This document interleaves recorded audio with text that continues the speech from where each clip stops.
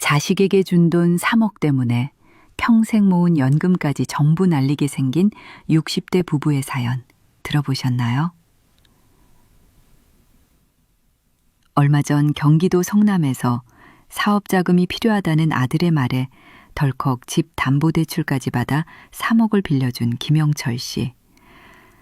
하지만 아들 사업은 1년도 안 돼 망해버렸고 김 씨 부부는 길거리에 나앉을 위기에 처했습니다. 이게 남의 일 같으신가요? 혹시 지금 자녀에게 주는 돈이 사랑이라고 믿고 계신가요? 하지만 그 믿음이 당신의 노후는 물론 자식의 인생까지 망가뜨리는 독이 될 수 있다는 사실을 알고 계십니까? 수십 년간 부자들을 연구한 전문가들은 이미 경고했습니다. 잘못된 경제적 지원은 자녀를 스스로 일어서지 못하게 만드는 족쇄일 뿐이라고 말이죠. 이미 수많은 부모들이 이 방법으로 후회하며 눈물 흘리고 있습니다.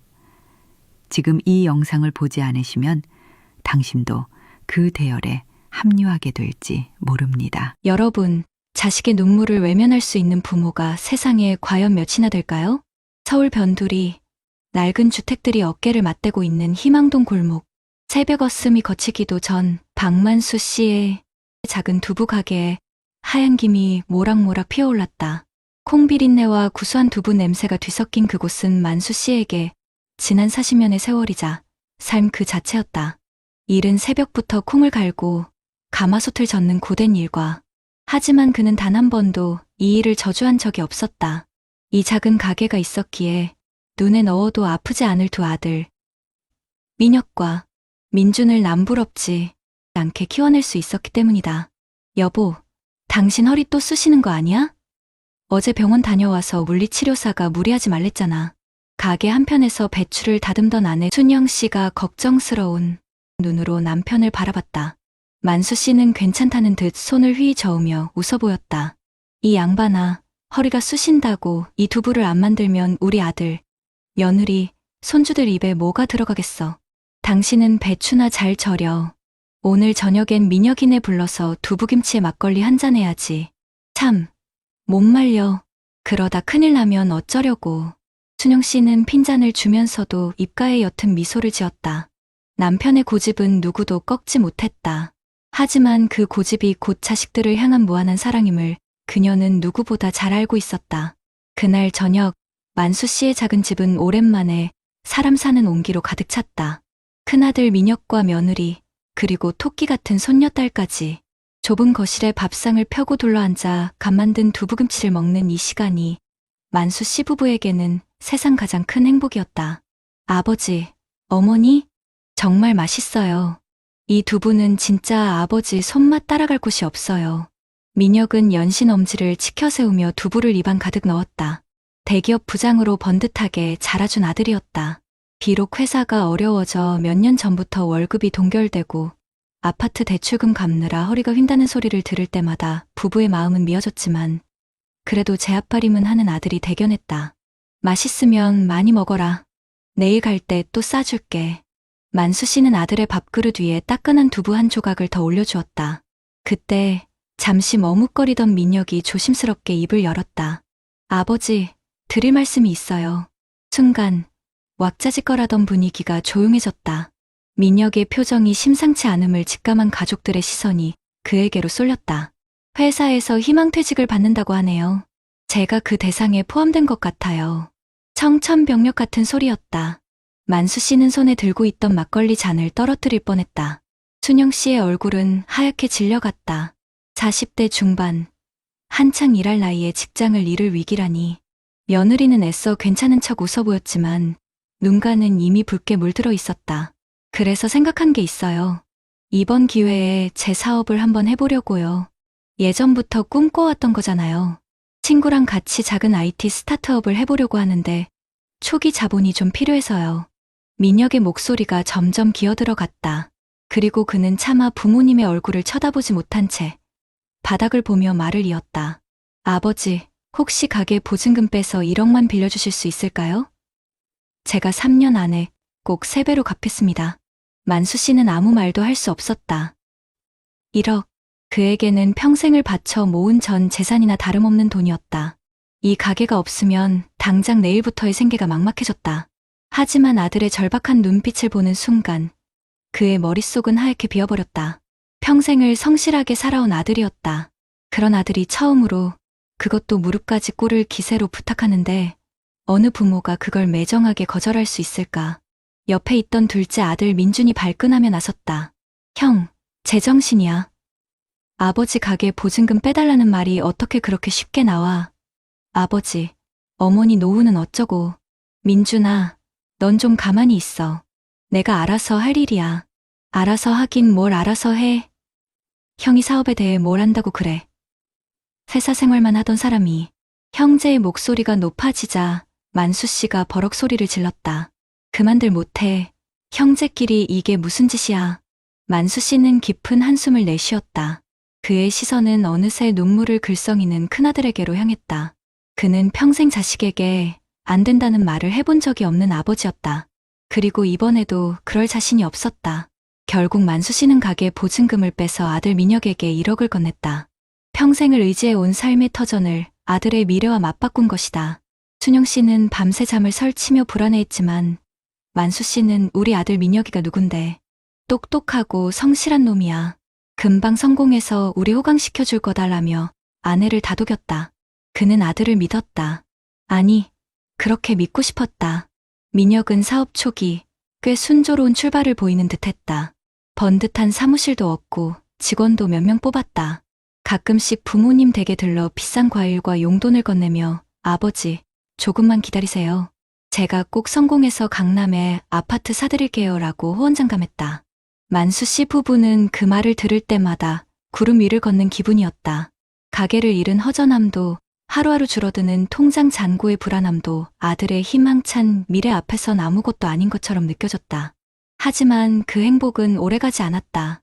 1년이 채 지나지 않아 민혁의 사업은 급격히 기울기 시작했다. 야심차게 개발한 앱은 시장의 외면을 받았고 믿었던 친구는 투자금을 들고 잠적해버렸다. 상황은 걷잡을 수 없이 악화되었다. 민혁은 사채까지 끌어다 쓰며 버텨보려 했지만 결국 회사는 문을 닫게 되었다. 1억이라는 돈은 흔적도 없이 사라져버렸다. 그날 이후 민혁은 부모님 댁에 발길을 끊었다. 연락도 잘 받지 않았다. 만수 씨 부부의 마음은 새까맣게 타들어갔다. 아들이 잘못될까 봐 노심초사하며 하루하루를 보냈다. 그러던 어느 날 밤 만수 씨에게 낯선 번호로 전화 한 통이 걸려왔다. 박민혁 씨 아버지 되십니까? 당신 아들이 우리 돈 5천만 원을 빌려 쓰고 갚지 않고 있습니다. 당장 갚지 않으면 아들 신변은 보장 못합니다. 전화기 너머로 들려오는 험악한 목소리에 만수 씨의 심장이 쿵 내려앉았다. 그는 떨리는 손으로 전화를 끊고 주저앉았다. 모든 것이 무너져 내리는 기분이었다. 그는 남은 노후 자금을 탈탈 털고 둘째 아들 민준에게까지 손을 벌려 겨우 빚을 막았다. 민준은 울분을 토했다. 아버지, 도대체 언제까지 형 뒤치다꺼리만 하실 거예요? 저도 힘들게 살아요. 제 돈은 돈도 아니에요? 왜 항상 형한테만 모든 걸 다 퍼주시는 거예요? 저는 아들도 아니에요? 민준의 절규는 만수 씨의 가슴에 비수처럼 꽂혔다. 그는 단 한 번도 아들들을 차별한 적이 없다고 생각했다. 그저 도움이 더 필요한 자식에게 손을 내밀었을 뿐이었다. 하지만 그게 아니었다. 그의 사랑은 한쪽으로 기울어진 저울과 같았다. 그리고 그 불균형은 결국 모든 것을 망가뜨리고 있었다. 그날 밤, 만수 씨는 꽁꽁 숨어 지내던 민혁을 찾아 나섰다. 수소문 끝에 찾아간 곳은 허름한 고시원의 작은 쪽방이었다. 문을 열자 술 냄새와 곰팡이 냄새가 진동했다. 방 한가운데 수염도 깎지 않은 초췌한 모습의 민혁이 멍하니 앉아 있었다. 아버지를 본 민혁은 고개를 푹 숙인 채 아무 말도 하지 못했다. 만수 씨는 아들 앞에 조용히 앉았다. 분노와 원망이 치밀어 올랐지만 아들의 퀭한 눈을 보는 순간 모든 감정이 눈 녹듯 사라졌다. 그는 그저 아버지였다. 잘못된 길을 가는 자식을 끝까지 포기할 수 없는 미련한 아버지였다. 만수 씨는 떨리는 목소리로 입을 열었다. 민혁아 밥은 먹었냐? 그 한마디에 민혁의 어깨가 가늘게 떨리기 시작했다. 그는 끝내 참지 못하고 어린아이처럼 엉엉 울음을 터뜨렸다. 아버지, 제가 잘못했어요. 죄송해요, 아버지. 만수 씨는 우는 아들의 등을 말없이 토닥여 주었다. 그의 눈에서도 뜨거운 눈물이 뺨을 타고 흘러내렸다. 낡은 고시원 방 안, 두 부자의 울음소리만이 한동안 이어졌다. 그날 이후 만수 씨는 결심했다. 더 이상 아들을 온실 속 화초처럼 키우지 않기로. 진정으로 아들을 사랑하는 길은 돈을 쥐어주는 것이 아니라 스스로 일어설 힘을 길러주는 것임을 뼈저리게 깨달았다. 그는 민혁에게 남은 돈은 단 한 푼도 줄 수 없다고 단호하게 말했다. 대신 매일 새벽 함께 시장에 나가 일을 하자고 제안했다. 민혁은 처음에는 망설였다. 대기업 부장까지 했던 자신이 시장 바닥에서 허드레시를 해야 한다는 사실이 부끄러웠다. 하지만 벼랑 끝에 선 그에게 다른 선택지는 없었다. 그는 아버지의 손을 잡고 새벽 시장으로 나섰다. 새벽 공기를 가르며 리어카를 끌고 무거운 짐을 나르고 손님들에게 고개를 숙이는 일. 모든 것이 낯설고 고됐다. 하지만 민혁은 묵묵히 땀을 흘렸다. 7순이 넘은 아버지가 자신보다 더 구른 땀방울을 흘리며 일하는 모습을 보며 그는 차마 힘들다는 말을 할 수 없었다. 그는 비로소 깨달았다. 자신이 너무나 쉽게 생각했던 아버지의 돈이 얼마나 고된 노동과 희생의 대가였는지를. 시간이 흘러 부자 푸즈의 이마에는 굵은 땀방울이, 손에는 거친 굳은 살이 박였다. 민혁은 더 이상 과거의 번지르르한 모습이 아니었다. 하지만 그의 눈빛은 그 어느 때보다 단단하고 빛나고 있었다. 그는 스스로 돈을 벌고 관리하는 법을 배웠고 작은 돈의 소중함을 깨달았다. 어느 늦은 저녁 일을 마치고 집으로 돌아오는 길이었다. 만수 씨는 리어카를 끄는 아들의 넓은 등을 물끄러미 바라보았다. 예전에는 그 등이 한없이 위태로워 보였는데 이제는 세상 누구보다 든든하고 믿음직스러워 보였다. 만수 씨가 나지막이 아들을 불렀다. 민혁아. 네. 아버지. 아빠가 미안했다. 예상치 못한 아버지의 사과에 민혁은 걸음을 멈추고 뒤를 돌아보았다. 만수 씨의 눈가가 촉촉하게 젖어 있었다. 내가 너를 너무 약하게 키웠다. 돈으로 사랑을 대신할 수 있다고 착각했다. 아비가 어리석었다. 정말 미안하다. 민혁의 가슴속에서 뜨거운 것이 울컥 치밀어 올랐다. 그는 아무 말 없이 아버지에게 다가가 와락 껴안았다. 아버지의 앙상한 어깨가 가늘게 떨리고 있었다. 아니에요. 아버지, 제가 잘못했어요. 아버지 덕분에 제가 다시 일어설 수 있었어요. 아버지의 진짜 사랑이 뭔지 이제야 알 것 같아요. 골목길을 비추는 희미한 가로등 불빛 아래 두 부자는 한참 동안 서로를 부둥켜 안고 있었다. 그 순간 두 사람의 마음을 짓누르던 모든 아픔과 후회, 원망이 눈물과 함께 씻겨 내려가는 듯했다. 다음 날 민혁은 작은 봉투 하나를 아버지에게 내밀었다. 그 안에는 그가 몇 달간 시장에서 일하며 꼬박꼬박 모은 돈 500만 원이 들어있었다.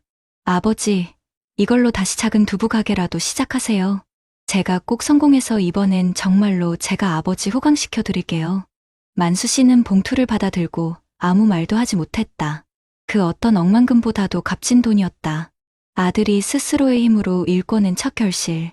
그는 봉투를 가슴에 품고 조용히 고개를 끄덕였다. 만수 씨는 다시 희망동 골목의 작은 두부 가게를 열었다. 예전보다 규모는 작아졌지만 그곳에는 이전보다 더 큰 희망과 웃음이 가득했다. 민혁은 낮에는 직장을 구하고 새벽과 저녁에는 아버지의 가게 일을 도왔다. 서먹했던 둘째 아들 민준도 다시 가게를 찾아와 형과 함께 웃으며 일을 거들었다.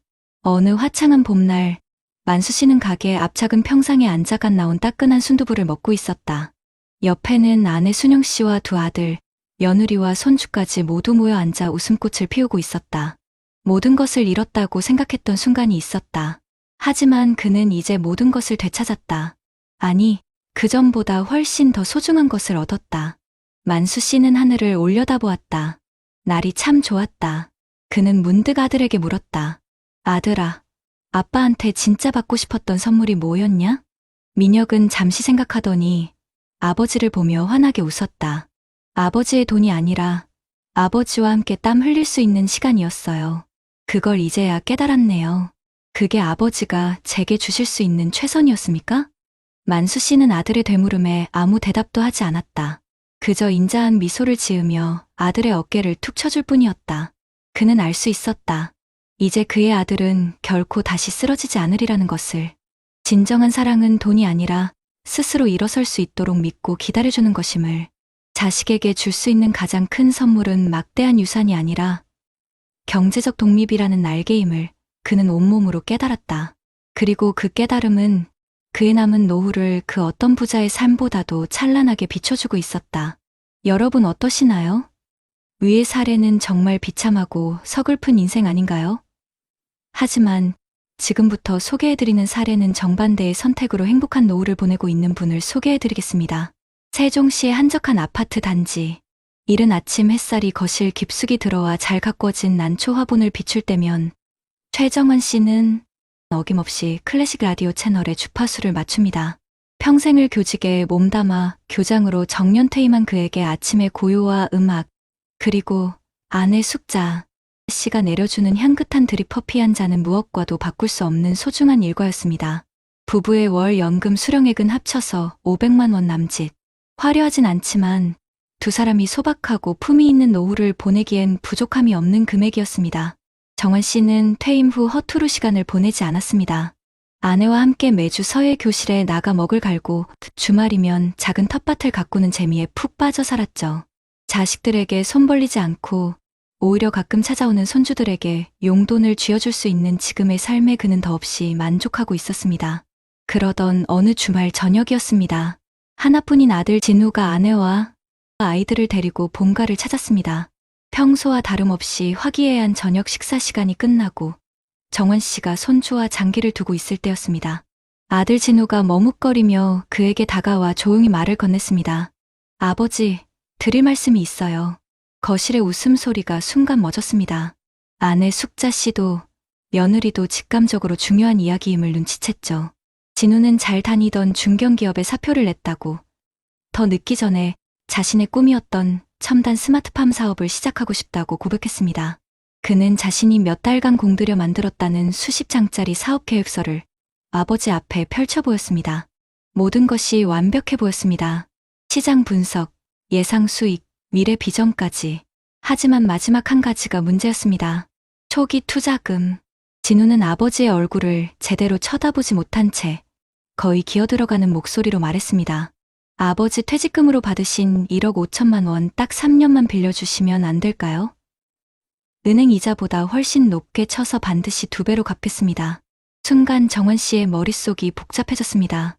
1억 5천만 원. 그것은 부부의 연금만으로는 해결할 수 없는 갑작스러운 병원비나 위급 상황을 대비해 둔 그야말로 노후의 마지막 보루와도 같은 돈이었습니다. 옆에 있던 아내 숙자 씨는 금방이라도 그러자고 말할 듯한 얼굴로 남편과 아들을 번갈아 쳐다봤습니다. 하나뿐인 아들의 간절한 눈빛을 외면하기란 부모로서 쉬운 일이 아니었으니까요. 며느리는 고개를 푹 숙인 채 아무 말도 하지 못했습니다. 숨막히는 침묵이 거실을 감쌌습니다. 정원 씨는 아들이 내민 사업 계획서를 한 장 한 장 꼼꼼히 넘겨보았습니다. 수십 년간 수많은 학생들의 인생 계획을 상담해 주었던 경험이 이런 때를 위함이었을까요? 그는 아들의 계획서가 숫자로 가득하지만 가장 중요한 현실이 빠져있음을 단번에 간파했습니다. 실패했을 때의 대책, 자본이 모두 소진되었을 때의 다음 단계가 전혀 없었습니다. 그저 장밋빛 희망으로만 가득 차 있었죠. 한참을 생각하던 정원 씨는 조용히 입을 열었습니다. 진우야. 그의 목소리는 낮고 단호했습니다. 안 된다. 네? 아버지 지금 뭐라고? 진우의 얼굴이 삽시간에 굳어졌습니다. 안 된다고 했다. 이 돈은 빌려줄 수 없어. 정원 씨는 자리에서 일어나 아들의 어깨를 잡았습니다. 아들아, 나는 너를 믿지 못해서 이러는 게 아니다. 오히려 너를 너무나 믿고 사랑하기에 이럴 수밖에 없는 거다. 이 돈은 나와 내 엄마의 남은 인생이 걸린 마지막 자존심이다.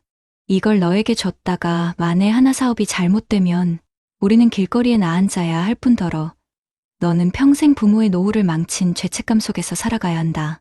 아비로서 도저히 너에게 그런 끔찍한 짐을 지게 할 수는 없다. 진우는 울분을 터뜨렸습니다. 결국 절 못 믿으시는 거잖아요. 아버지는 평생 그렇게 안정적인 길만 걸어오셨으니 제 도전이 무모해 보이시겠죠? 제가 이렇게까지 부탁드리는데 어떻게 그렇게 매정하게.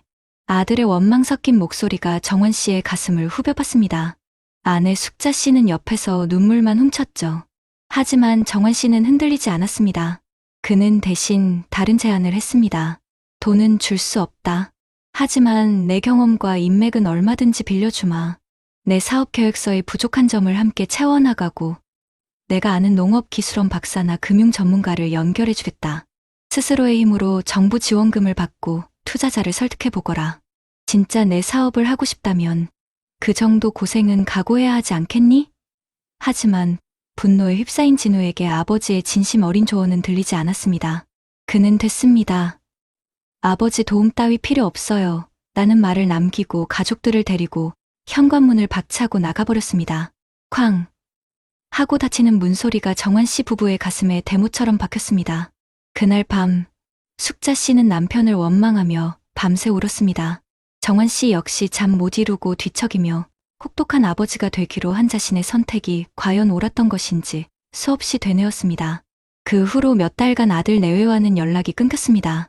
정환 씨는 애써 태어난 척했지만 아내 몰래 아들의 SNS를 들여다보며 소식을 확인하는 날이 많아졌습니다. 그러던 어느 날 며느리에게서 조심스럽게 전화가 걸려왔습니다.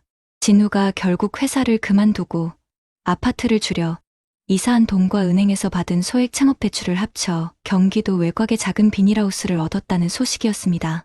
혼자서 밤낮 없이 고군분투하며 책과 유튜브를 보며 농사를 배우고 있다는 것이었죠. 그 말을 듣는 순간 정환 씨는 자신도 모르게 안도의 한숨을 내쉬었습니다. 아들이 좌절하지 않고 스스로의 힘으로 다시 일어서고 있었던 겁니다. 그 주 주말 정환 씨 부부는 아들 몰래 비닐하우스를 찾아갔습니다. 멀리서 본 아들의 모습은 수척했지만 흙투성이가 된 채 땀 흘리는 얼굴에는 예전에 볼 수 없었던 생기와 결연함이 가득했습니다. 정환 씨는 조용히 발길을 돌렸습니다. 그리고 아내에게 말했죠. 여보, 이제 걱정하지 않아도 되겠소.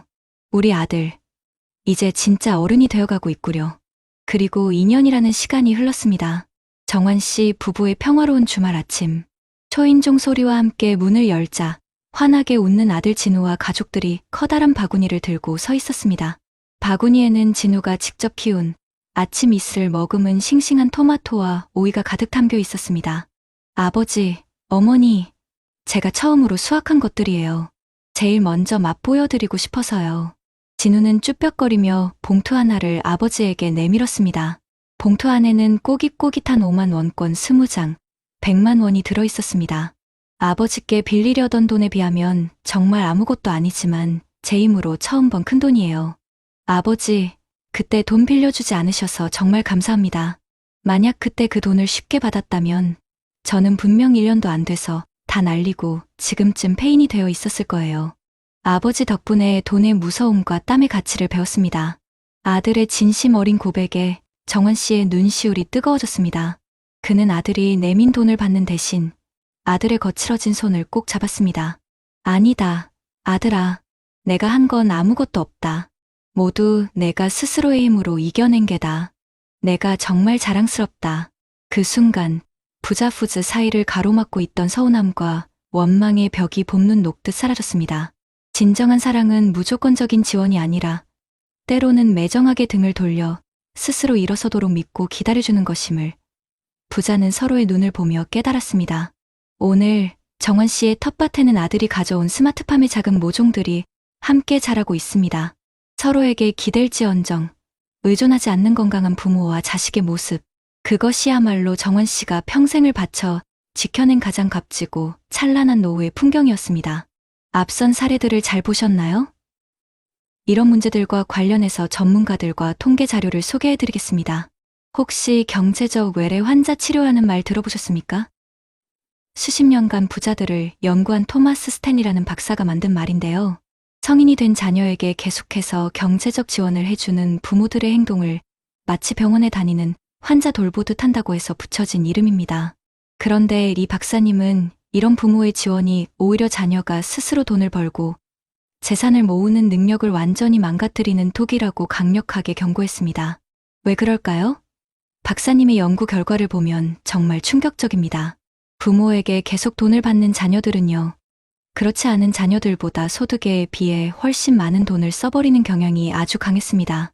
부모 도움 없이 자립한 자녀들은 자기 소득의 15% 이상을 꼬박꼬박 저축하는 반면에 부모에게 손 벌리는 자녀들은 저축률이 5%도 채 되지 않았습니다. 이들은 부모의 돈을 마치 자기 월급의 일부인 것처럼 착각하고 돈을 모아서 불려나갈 생각은 안 하고 오로지 쓰는 데에만 집중하게 되는 겁니다. 이런 지원이 과연 한두 번으로 끝날까요? 통계를 보면 부모가 자녀에게 경제적 지원을 하는 기간이 평균적으로 무려 23년이라고 합니다. 자녀가 결혼할 때, 집 살 때, 심지어 손주 양육비까지 이건 정말 밑 빠진 독에 물 붓기나 다름없습니다. 하버드 경영대학원에서 진행한 연구 결과는 더 무서운데요.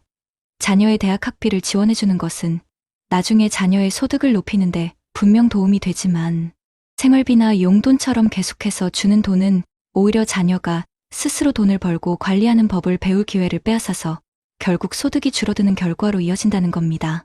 이게 끝이 아닙니다. 더 무서운 건 바로 가족의 불화입니다. 유독 한 자녀에게만 지원이 집중되면 다른 형제들은 말 못할 박탈감과 서운함을 느끼게 됩니다. 실제로 우리나라 상속 분쟁의 60% 이상이 부모님이 재산을 나눠주는 과정에서 불공평함을 느꼈기 때문에 발생한다고 합니다. 한 심리학자의 연구에 따르면 공정함을 인정받고 싶은 것은 인간의 가장 기본적인 욕구라고 합니다. 그러니 불공평한 지원은 결국 가족 관계를 완전히 파괴해버리는 시한폭탄이나 마찬가지인 셈이죠. 그렇다면 도대체 어떻게 해야 우리 부모님들의 소중한 노후도 지키고 자식의 인생도 망치지 않을 수 있을까요? 현명한 전문가들은 이렇게 조언합니다. 첫째, 언제 지원하느냐보다 무엇을 지원할 것인지가 훨씬 중요합니다. 자녀의 교육이나 미래를 위한 투자처럼 스스로 고기를 잡는 법을 가르쳐주는 곳에 지원을 집중해야 한다는 겁니다. 스탠포드 대학의 연구에 따르면 아이의 금융습관은 7살 이전에 대부분 형성된다고 합니다. 어릴 때부터 올바른 경제관념을 심어주는 것이 수억 원의 돈을 물려주는 것보다 훨씬 중요하다는 뜻이겠죠.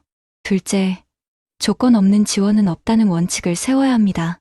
만약 지원을 해야 한다면 지원의 목표와 기간, 금액을 자녀와 명확하게 합의해야 합니다.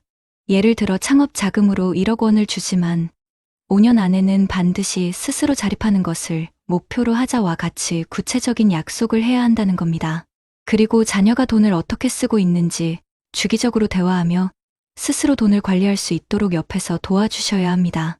마지막으로 가장 중요한 것은 바로 부모님 자신의 노후를 굳건히 지키는 것입니다. 부모가 튼튼한 노후를 보내는 것, 그것이야말로 자녀에게 줄 수 있는 최고의 선물입니다. 부모님이 안정되어야 자식들도 심리적인 부담 없이 자기 인생에 온전히 집중할 수 있기 때문입니다. 하버드의 한 심리학 연구에 따르면 자녀가 부모에게 기댈 때보다 스스로 무언가를 성취했을 때 느끼는 행복감이 비교도 안 될 만큼 크다고 합니다. 진정한 자식의 행복은 결국 스스로 일어서는 것에 있다는 말이죠.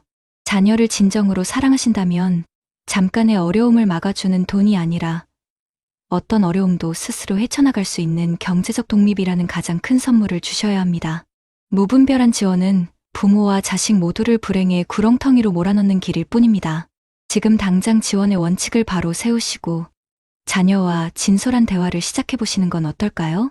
그렇다면 앞선 사례들을 해결할 수 있는 방법은 무엇이 있을까요? 자식의 미래를 위해 부모님의 노후를 전부 내어주는 것이 과연 정답일까요? 아닙니다. 부모와 자식 모두가 행복하게 살 수 있는 방법은 분명히 있습니다. 가장 먼저 기억하셔야 할 것은 바로 국가가 마련해 둔 최소한의 안전장치를 적극적으로 활용하는 것입니다. 이건 단순히 돈을 아끼자는 이야기가 아닙니다. 자녀에게 더 이상은 해줄 수 없다고 말할 수 있는 아주 객관적이고 명확한 근거가 되어주기 때문이지요. 그중 가장 강력한 것이 바로 주택연금 제도입니다. 자녀가 사업 자금 때문에 집을 팔아달라거나 담보로 대출을 받아달라고 할 때가 부모님들에게는 가장 큰 위기일 텐데요. 이때 주택연금은 우리 어르신들의 보금자리도 지키고 매달 생활비도 꼬박꼬박 받을 수 있는 최고의 방패막이가 되어줍니다. 만 55세 이상이시고 공시가격 12억 원 이하의 집을 가지고 계시면 그걸 담보로 나라에 맡기고 평생 동안 매달 연금을 받는 제도인데요. 이게 왜 강력하냐면요. 첫째로 연금을 받으면서도 평생 내 집에서 살 수 있고 둘째로는 나라가 보증하기 때문에 연금이 끊길 일이 전혀 없습니다. 그리고 나중에 혹시라도 집값이 연금 받은 총액보다 떨어져도 자식에게 그 차액을 물어내라고 하지 않습니다. 오히려 집값이 오르면 남는 금액은 자녀에게 고스란히 상속이 되고요. 세금 깎아주는 혜택도 있습니다. 그러니 자녀가 무리한 부탁을 해올 때 이렇게 말씀하시는 겁니다. 얘야, 이 집은 이미 나라에 맡기고 우리 부부의 노후 연금으로 쓰고 있단다. 그래서 담보로 주거나 팔 수가 없는 상황이야. 이렇게 감정적으로 거절하는 게 아니라 제도를 근거로 딱 잘라 이야기하면 자녀도 더 이상 고집을 부리기 힘들어집니다. 그리고 또 하나, 자녀의 다급한 사정을 들으면 마음이 흔들리고 이성적인 판단이 어려워질 때가 많으시죠. 그럴 때는 혼자 끙끙 앓지 마시고 반드시 전문가의 도움을 받으셔야 합니다. 서울시를 비롯해서 각 지역마다 금융복지 상담센터라는 곳이 있는데요. 이런 어려움을 겪는 분들을 위해서 무료로 상담을 해주는 아주 고마운 곳입니다. 여기에 찾아가시면 지금 우리 집 살림살이가 어떤지 꼼꼼하게 봐주고 자녀에게 돈을 빌려줬을 때 내 노후가 어떻게 될지 현실적으로 분석해줍니다. 만약 이미 자녀 때문에 빚을 지셨다면 빚을 어떻게 조정하고 갚아나갈지 계획도 함께 세워주고요. 당장 생활비나 병원비가 급할 때 받을 수 있는 다른 복지 혜택은 없는지 찾아서 연결까지 해줍니다.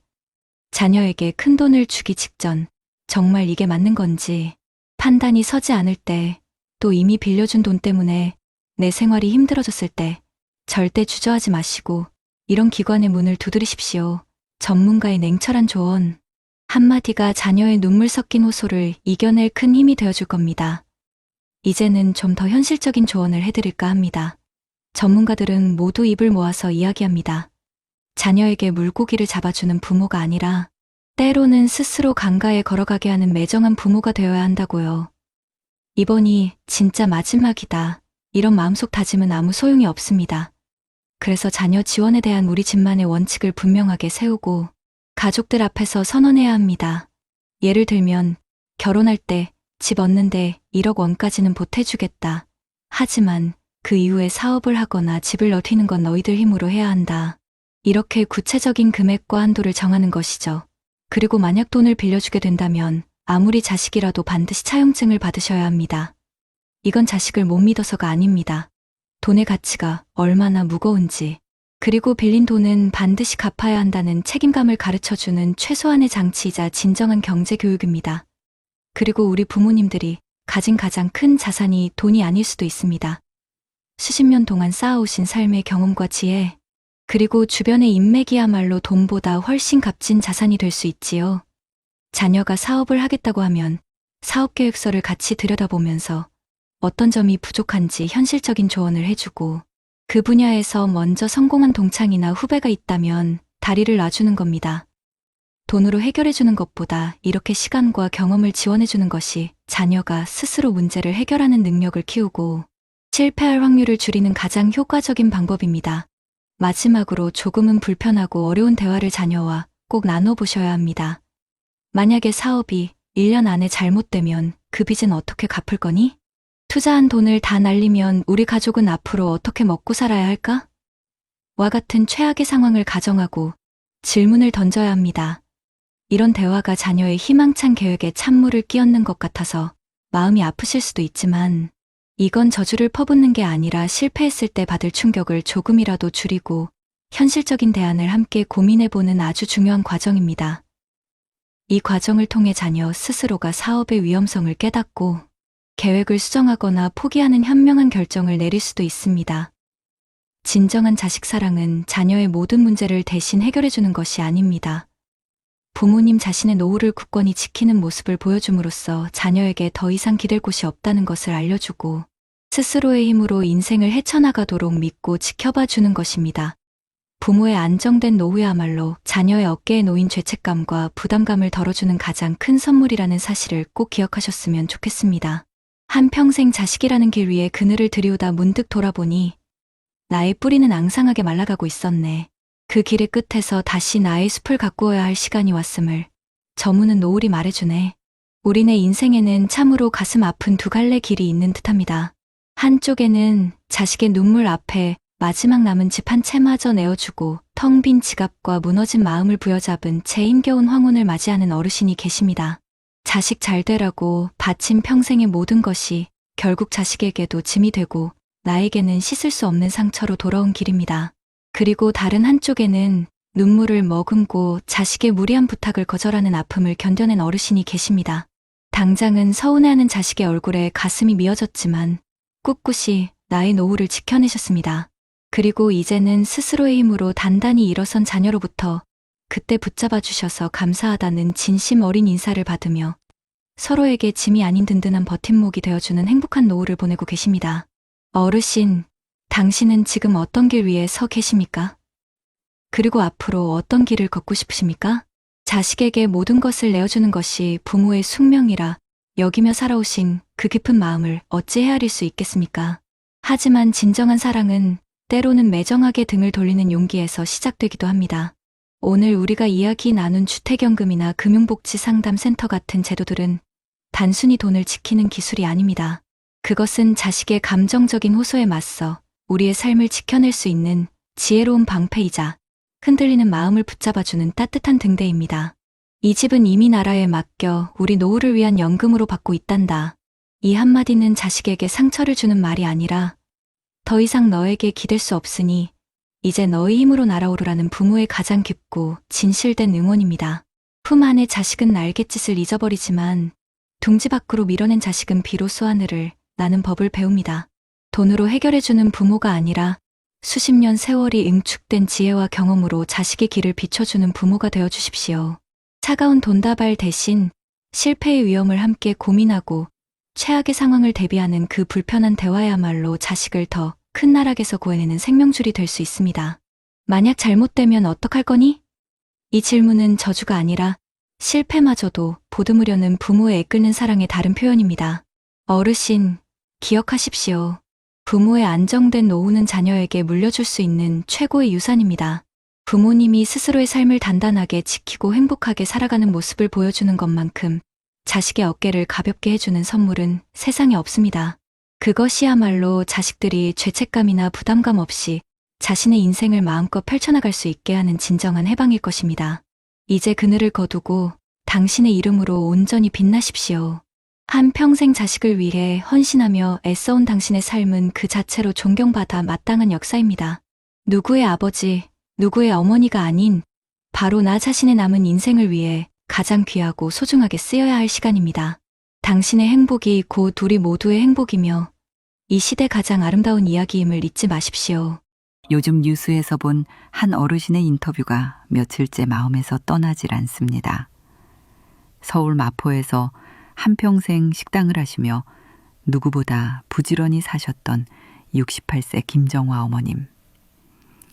그분이 카메라를 보며 이런 말씀을 하시더군요. 통장에 남은 돈이 18,000원이에요. 정말 평생 일만 했는데 내가 왜 이렇게 됐는지 모르겠어요.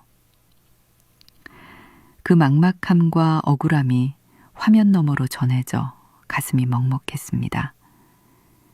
여러분은 어떠신가요? 이 사연, 혹시 남의 일 같지 않아 덜컥 겁이 나진 않으셨나요? 우리는 노후가 불안한 이유가 그저 돈이 없어서라고만 생각합니다. 하지만 진짜 원인은 다른 데 있었습니다. 바로 우리가 평생 고치지 못한 습관 때문입니다. 남들 시선 때문에 어쩔 수 없이 썼던 돈, 나중에라며 미루는 버릇 때문에 놓쳐버린 것들, 외로운 마음에 헛헛하게 써버린 돈. 어쩌면 우리 스스로가 소중한 노후를 갉아먹고 있었는지도 모릅니다. 하지만 아직 늦지 않았습니다. 이미 많은 분들이 이 5가지 습관을 바꾸며 잃어버렸던 인생을 되찾고 계십니다. 그 억울한 사연 속에 숨겨진 해답을 지금부터 말씀드릴 테니 제발 끝까지 귀 기울여 주십시오. 서울 구로구의 오래된 아파트. 그 좁은 거실 한켠에 낡은 다이어리 한 권이 놓여 있다. 겉표지는 해지고 가장자리는 커피 자국으로 얼룩져 있었다. 그 다이어리는 박정수 씨가 30년 동안 써 온 삶의 기록이었다. 그는 한때 중소기업 관리부 부장이었다. 직원 80명 남짓한 작은 공장이었지만 회사에서는 정 부장 없으면 안 돌아간다는 말이 나올 정도로 신임이 두터웠다. 새벽 6시에 출근해 밤 10시에 퇴근하던 시절 다이어리엔 늘 일정이 빼곡했다. 납품일 14일, 월말 결산, 직원 회식. 그의 인생은 늘 회사와 함께였다. 퇴직식 날, 동료들이 작은 꽃다발을 건넸다. 정수 형, 이제 인생 즐기세요. 그날 받은 퇴직금은 1억 3천만 원. 그는 그 돈이 평생을 버텨줄 줄 알았다. 그는 그날 다이어리 첫 장에 이렇게 적었다. 이제 진짜 나를 위해 살아야겠다. 하지만 그 문장은 몇 년 뒤 눈물로 번져 읽을 수 없게 된다. 퇴직 후 첫 해, 정수 씨는 오랜만에 아내와 여행을 다녔다. 강릉 바다, 남해, 그리고 제주도까지. 이제 좀 살 것 같네. 아내의 미소가 오랜만에 환했다. 숙소 앞 카페에서 찍은 사진, 두 손 꼭 잡고 웃던 그 장면이 다이어리에 붙어 있었다. 하지만 그 행복은 오래가지 않았다. 둘째 해가 되자 지출이 눈에 띄게 늘기 시작했다. 연금은 없었고 국민연금 월 68만 원이 전부였다. 그나마 퇴직금 통장에서는 매달 250만 원씩 생활비가 빠져나갔다. 이 정도야 괜찮겠지라는 안일함이 쌓여갔다. 아내의 말이 떠올랐다. 여보, 이 돈 계속 쓰다간 3년이면 끝이에요. 그는 대답하지 않았다. 오히려 그날 다이어리엔 이렇게 적었다. 그래도 지금까지 고생했는데 이제 좀 써도 되잖아. 명절이 다가오면 자식들 집으로 찾아갔다. 손주들 선물, 용돈, 친척들 경조사비. 할아버지니까 이 정도는 해야지. 그렇게 100만 원, 200만 원이 훅훅 나갔다. 다이어리 한쪽에는 자식 이름 옆에 적힌 숫자들이 점점 늘어났다. 민수 30만, 지혜 20만, 손주 10만이. 그는 그걸 가족의 사랑이라 믿었다. 하지만 세 번째 해, 그의 다이어리는 점점 공란이 늘어나기 시작했다. 기록할 일정이 사라졌기 때문이다. 그는 일도, 목표도, 계획도 없었다. 하루는 거실 창가에 앉아 먼지를 털던 아내가 물었다. 여보, 오늘도 그냥 집에 있을 거예요? 그는 신문을 덮으며 대답했다. 응, 오늘은 좀 피곤해서. 하지만 진짜 이유는 달랐다. 퇴직 후 더 이상 자신을 부장님이라 불러주는 사람이 없었다. 그 말 한마디가 그렇게 그리울 줄 몰랐다. 그날 다이어리에 적힌 문장. 나는 이제 필요 없는 사람 같다. 2023년 겨울, 전기요금 고지서가 도착했다. 이게 뭐야? 21만 원이 넘었네? 아내는 영수증을 들고 한숨을 쉬었다. 요즘 다 오른다더니 진짜 미쳤다. 정수 씨는 괜히 짜증을 냈다. 그럼 덜 틀어. 뭐 그렇게 전기장판을 하루 종일 켜놔? 그날 처음으로 부부는 크게 다퉜다. 아내는 조용히 방으로 들어가 문을 닫았다. 다이어리엔 이렇게 적혔다. 돈이 부족하니까 마음도 가난해진다. 이후 그는 친구들을 자주 만나기 시작했다. 퇴직 후 허전함을 달래기 위해서였다. 야, 우리끼리 조그맣게 투자 하나 해볼까? 같이 다니던 회사 후배가 말했다. 요즘은 무인 카페가 대세라잖아. 나도 하나 알아봤는데 수익 괜찮대. 정수 씨는 처음엔 망설였지만, 그래, 이 나이에 뭐라도 해야지라는 생각으로 결국 퇴직금의 절반, 6천만 원을 투자했다. 그는 그날 다이어리 여백에 동그랗게 적었다. 2024년 3월, 새로운 시작. 하지만 그 시작은 끝의 시작이었다.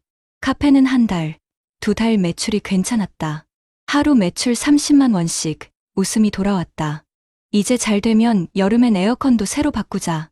아내의 말에 그는 희망을 느꼈다.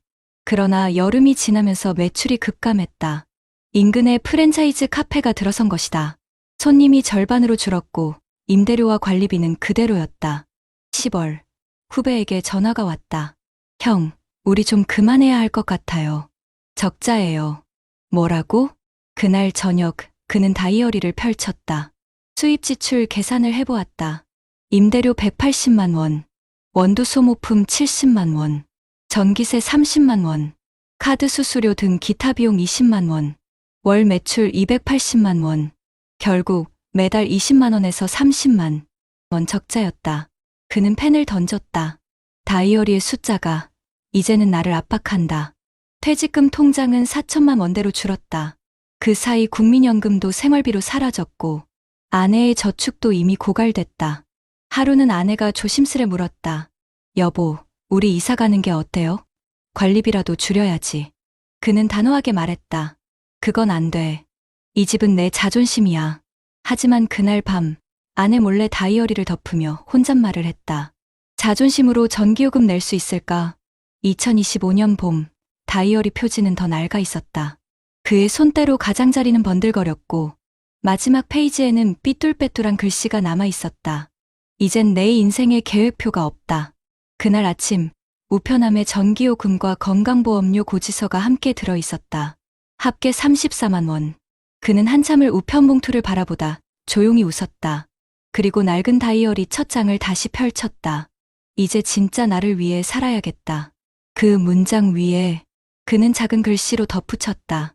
그런데 나는 아직 나를 모른다. 그의 이야기는 아직 끝나지 않았다. 그리고 이 낡은 다이어리 속엔 그의 마지막 희망이 남아 있었다. 그날 새벽 3시, 박정수 씨는 잠에서 깼다. 눈을 뜨자마자 낡은 다이어리가 눈에 들어왔다.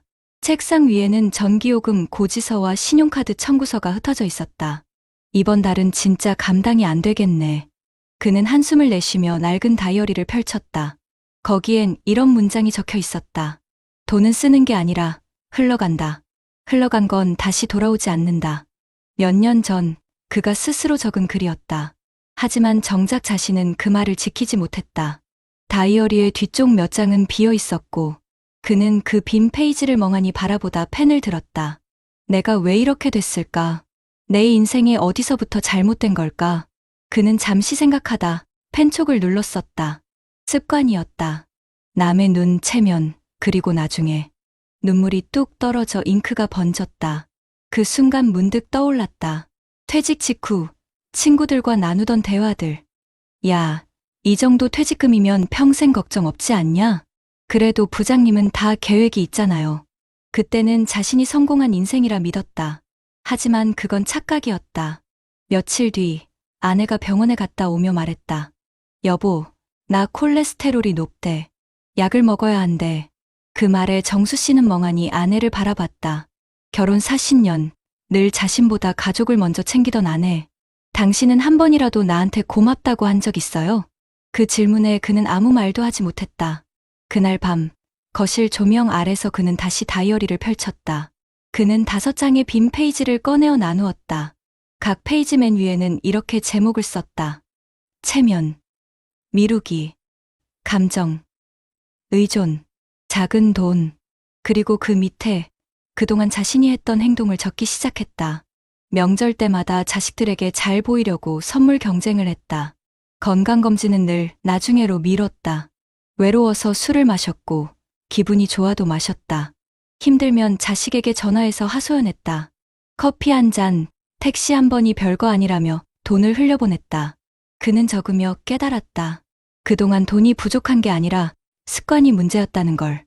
다이어리의 마지막 페이지에 그는 조심스럽게 한 줄을 썼다. 이제부터라도 나를 훈련시켜야 한다. 다음 날 아침, 정수 씨는 오랜만에 지하철을 탔다. 그는 버릇처럼 택시를 잡으려다 멈춰섰다. 이제 작은 돈부터 아껴야지. 그는 서울시 복지센터로 향했다. 무료 건강 프로그램, 60세 이상 대상 운동교실이 있었다. 거기서 처음 만난 사람들에게 인사를 건넸다. 안녕하세요. 저 박정수라고 합니다. 서툰 미소였지만 누군가가 그 미소에 화답해주는 게 오랜만이었다. 그날 밤, 다이어리엔 이렇게 적혔다. 택시비 9,000원 절약, 건강검진 예약 완료, 나를 위한 첫 투자. 며칠 뒤, 그는 작은 일거리를 알아봤다. 동네 마트에서 재고 정리 보조, 하루 5시간 근무, 일당 5만 원. 처음엔 부끄러웠다. 내가 이 나이에 이런 일까지 해야 하나. 하지만 일주일 뒤, 그는 일기장에 이렇게 썼다. 오늘 번 돈으로 아내랑 김밥 사 먹었다. 이상하게 행복하다. 시간은 천천히 흘렀다. 다이어리엔 하루하루 작은 메모들이 쌓였다. 커피 대신 집에서 믹스커피, 택시 대신 30분 걸음, 주말엔 경로당 봉사 신청, 월 저축액 5만 원에서 10만 원으로 1년이 지나자 통장에는 320만 원이 모였다. 그가 적었던 5개의 습관은 이제 5개의 실천으로 바뀌었다. 체면 대신 진심 자식에게 선물 대신 편지를 보냈다. 미루기 대신 실천 건강검진과 운동을 매주 했다. 감정 대신 행동 외로울 때마다 사람을 도왔다. 의존 대신 자립 자식에게 이젠 괜찮다고 말했다. 작은 돈에 힘 매달 10만 원씩 저축을 계속했다. 아내가 말했다. 여보, 요즘은 표정이 달라졌어요. 그는 조용히 웃으며 대답했다. 이제야 좀 사람답게 사는 것 같아. 2025년 가을. 그는 다시 낡은 다이어리를 펼쳤다. 이제 표지는 더 낡았지만 안쪽엔 새 글씨가 가득했다. 맨 마지막 페이지에는 이런 문장이 적혀 있었다. 나는 내 인생을 늦게 배웠지만 늦게 배웠다는 건 아직 기회가 있다는 뜻이다. 그날 오후 큰아들이 찾아왔다. 아버지, 이번에 회사에서 구조조정이 있어서요. 집도 정리해야 할지도 몰라요. 정수 씨는 아들의 눈을 바라보며 조용히 말했다. 괜찮다, 아들아. 아버지 세대도 다 겪었던 일이야. 너무 미안해하지 말고 내 삶 지켜라.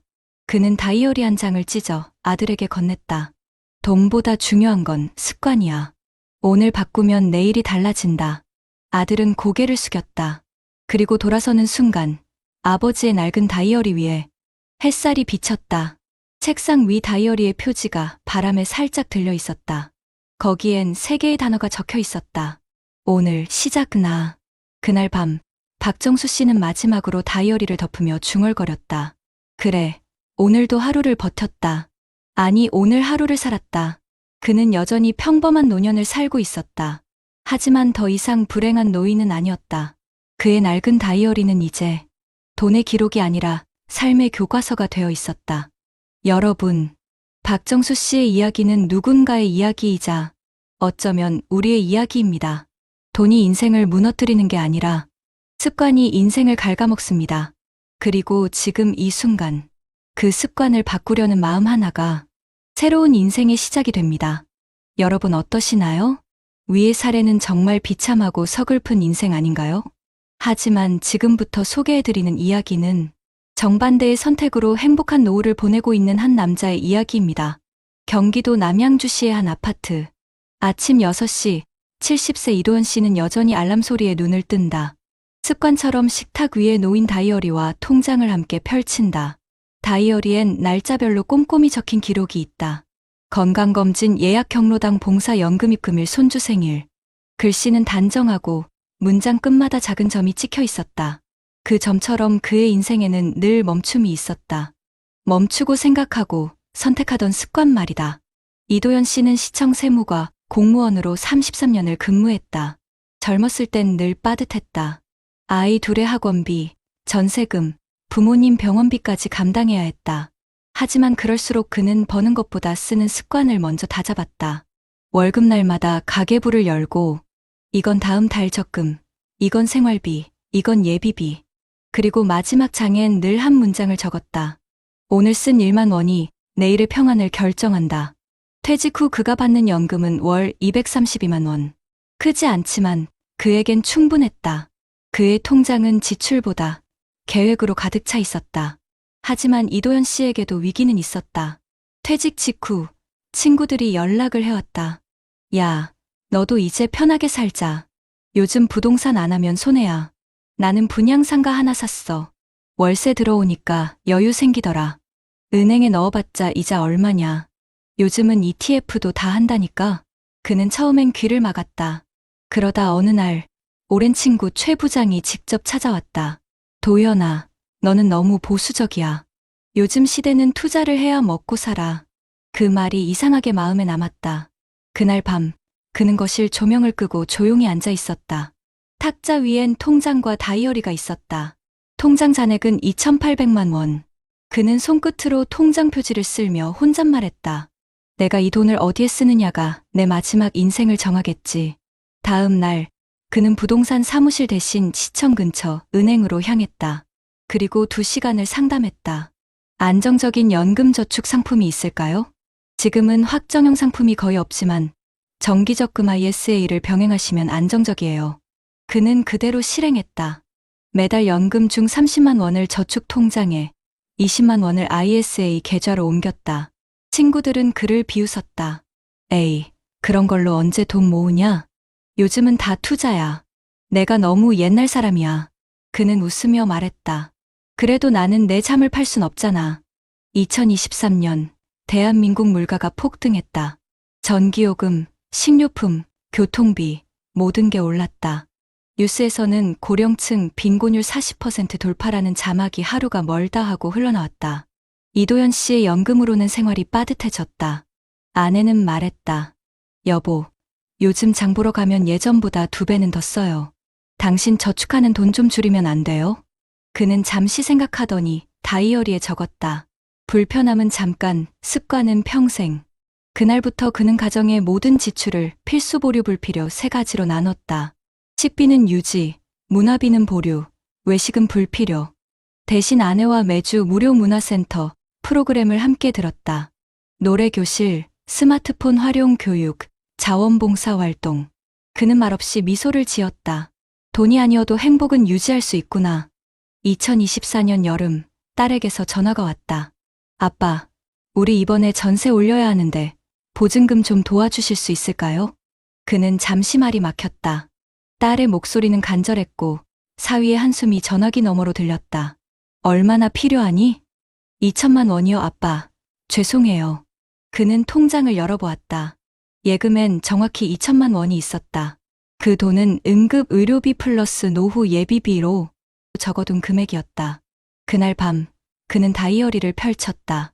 한쪽에는 딸 전세 도와주기, 다른 한쪽에는 내 노후 지키기. 2문장이 서로를 마주 보고 있었다. 한참을 고민하던 그는 결국 이렇게 적었다. 도와주되 방법을 남긴다. 다음 날, 그는 딸에게 계좌를 보내며 말했다. 이건 빌려주는 거다. 1년에 100만 원씩만 갚아라. 그게 내 책임감이야. 딸은 울먹이며 말했다. 아빠 감사합니다. 꼭 갚을게요. 그는 웃었다. 그래야 너도 나중에 후회 안 해. 그날 밤, 그는 다이어리 마지막 줄에 이렇게 적었다.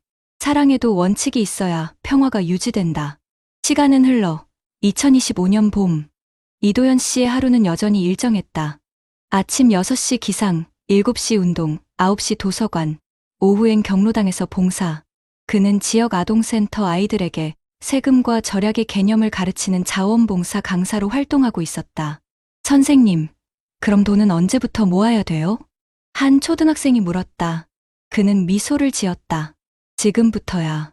돈을 모으는 건 숫자가 아니라 마음을 모으는 거니까. 그의 목소리엔 여유가 있었다. 그리고 집으로 돌아와 다이어리를 펼쳤다. 거기엔 이런 문장이 적혀 있었다. 돈으로 안 사는 행복이 가장 오래 간다. 그의 통장은 여전히 단순했다.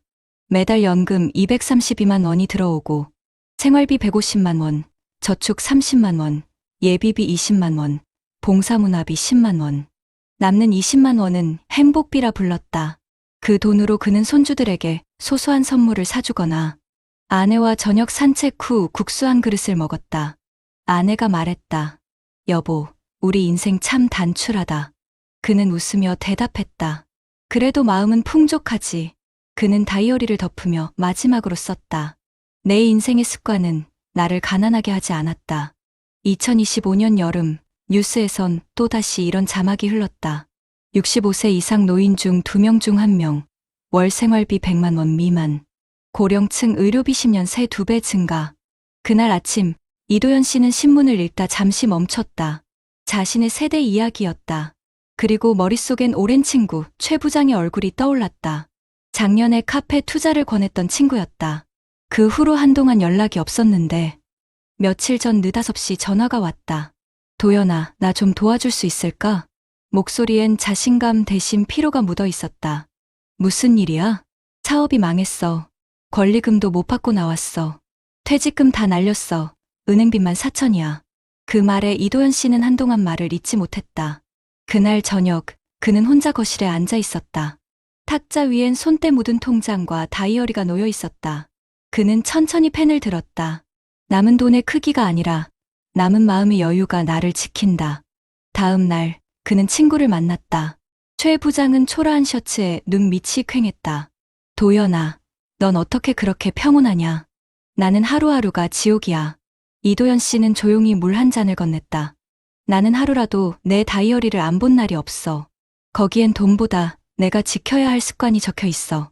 최 부장은 고개를 숙였다. 그날 두 사람은 오래 앉아 있었다.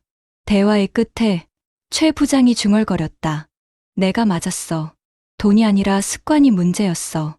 며칠 뒤, 이도현 씨는 평소처럼 오전 운동을 마치고 도서관으로 향했다. 도서관 게시판에는 어르신 재무관리 특강 강사 모집이라는 안내문이 붙어 있었다. 그는 망설임 없이 지원서를 냈다. 제가 할 수 있을지 모르겠지만 제가 살아온 방식을 나누고 싶습니다. 일주일 뒤 그는 작은 강의실에서 20여 명의 어르신 앞에 섰다. 칠판에 분필로 크게 썼다. 돈보다 무서운 건 나쁜 습관입니다. 그의 목소리는 차분했다. 저는 평생을 돈보다 습관을 관리하며 살았습니다. 매달 1만 원이라도 저축하고 나중에라는 말을 버렸습니다. 그리고 가장 중요한 건 내가 가진 걸 자랑하지도 비교하지도 않는 겁니다. 강의가 끝나자 한 할머니가 손을 들었다. 선생님, 저도 늦지 않았을까요? 그는 미소를 지었다. 아직 숨 쉬고 계시잖아요. 그럼 지금이 가장 빠른 때입니다. 그날 강의 후 그는 다이어리에 이렇게 적었다. 남에게 가르칠 수 있을 때 내 인생은 이미 성공했다. 가을이 다가올 무렵 딸이 오랜만에 부모님 집을 찾았다. 아빠, 그때 빌려주신 돈 올해 마지막 분까지 다 갚았어요. 봉투 속엔 현금 100만 원과 함께 작은 편지가 있었다. 아빠 덕분에 저도 돈의 무게를 배웠어요. 이제 저도 저축하고 있어요. 그는 편지를 읽으며 잠시 눈을 감았다. 아내가 따뜻한 차를 내왔다. 여보, 당신 참 잘했어요. 그때 그냥 줬으면 딸이 빚의 무게를 몰랐을 거예요. 그는 고개를 끄덕였다. 그래, 주는 사랑보다 가르치는 사랑이 오래가. 그날 밤 그는 통장을 펼쳤다. 잔액은 1180만 원. 많지 않았지만 그 어떤 숫자보다 든든했다. 통장 옆에는 아내가 정리해 둔 가계부가 놓여 있었다. 거기엔 이런 글씨가 적혀 있었다. 오늘도 감사. 남편이 있어서 든든하다. 그는 살며시 미소를 지었다. 그 미소는 과거 그 어떤 승진 축하의 웃음보다 더 따뜻했다. 12월, 첫눈이 내리던 날, 이도연 씨는 도서관 창가에 앉아 있었다. 눈이 천천히 쌓이는 걸 바라보며 다이어리를 펼쳤다. 맨 마지막 장에는 단 3줄만 적었다. 돈이 많아도 불안한 사람은 가난하다. 돈이 없어도 평안한 사람은 부자다. 나는 후자이고 싶다. 그는 펜을 내려놓고 창밖을 바라봤다. 길가엔 연말을 맞은 사람들이 분주히 움직이고 있었다. 누군가는 선물을, 누군가는 빚을, 누군가는 행복을 준비하고 있었다. 그는 아내에게 말했다. 여보, 우리 내일은 밥 대신 국수 먹고 영화 보러 갈까? 좋아요. 당신이랑이라면 뭐든 좋아요. 그 대화 속에는 숫자가 아닌 삶의 여유가 있었다. 그날 밤, 그는 잠들기 전 마지막으로 다이어리를 덮으며 중얼거렸다. 오늘도 나는 잃지 않았다. 습관이 나를 지켰으니까. 탁자 위엔 2권의 노트가 나란히 놓여 있었다. 하나는 손때 묻은 통장, 다른 하나는 깨끗하게 정리된 다이어리. 그 2권이 보여주는 건 70년의 인생을 단 한 문장으로 압축한 진실이었다. 진짜 부자는 마음이 비치지 않는 사람이다. 이도연 씨의 인생은 우리에게 이렇게 말하고 있습니다. 노후의 불안은 돈이 없어서 오는 게 아닙니다. 평생 이어온 작은 습관들이 결국 우리의 노후를 결정합니다. 오늘 하루의 절제, 한 번의 감사, 그리고 미루지 않는 행동이 당신을 진짜 부자로 만듭니다.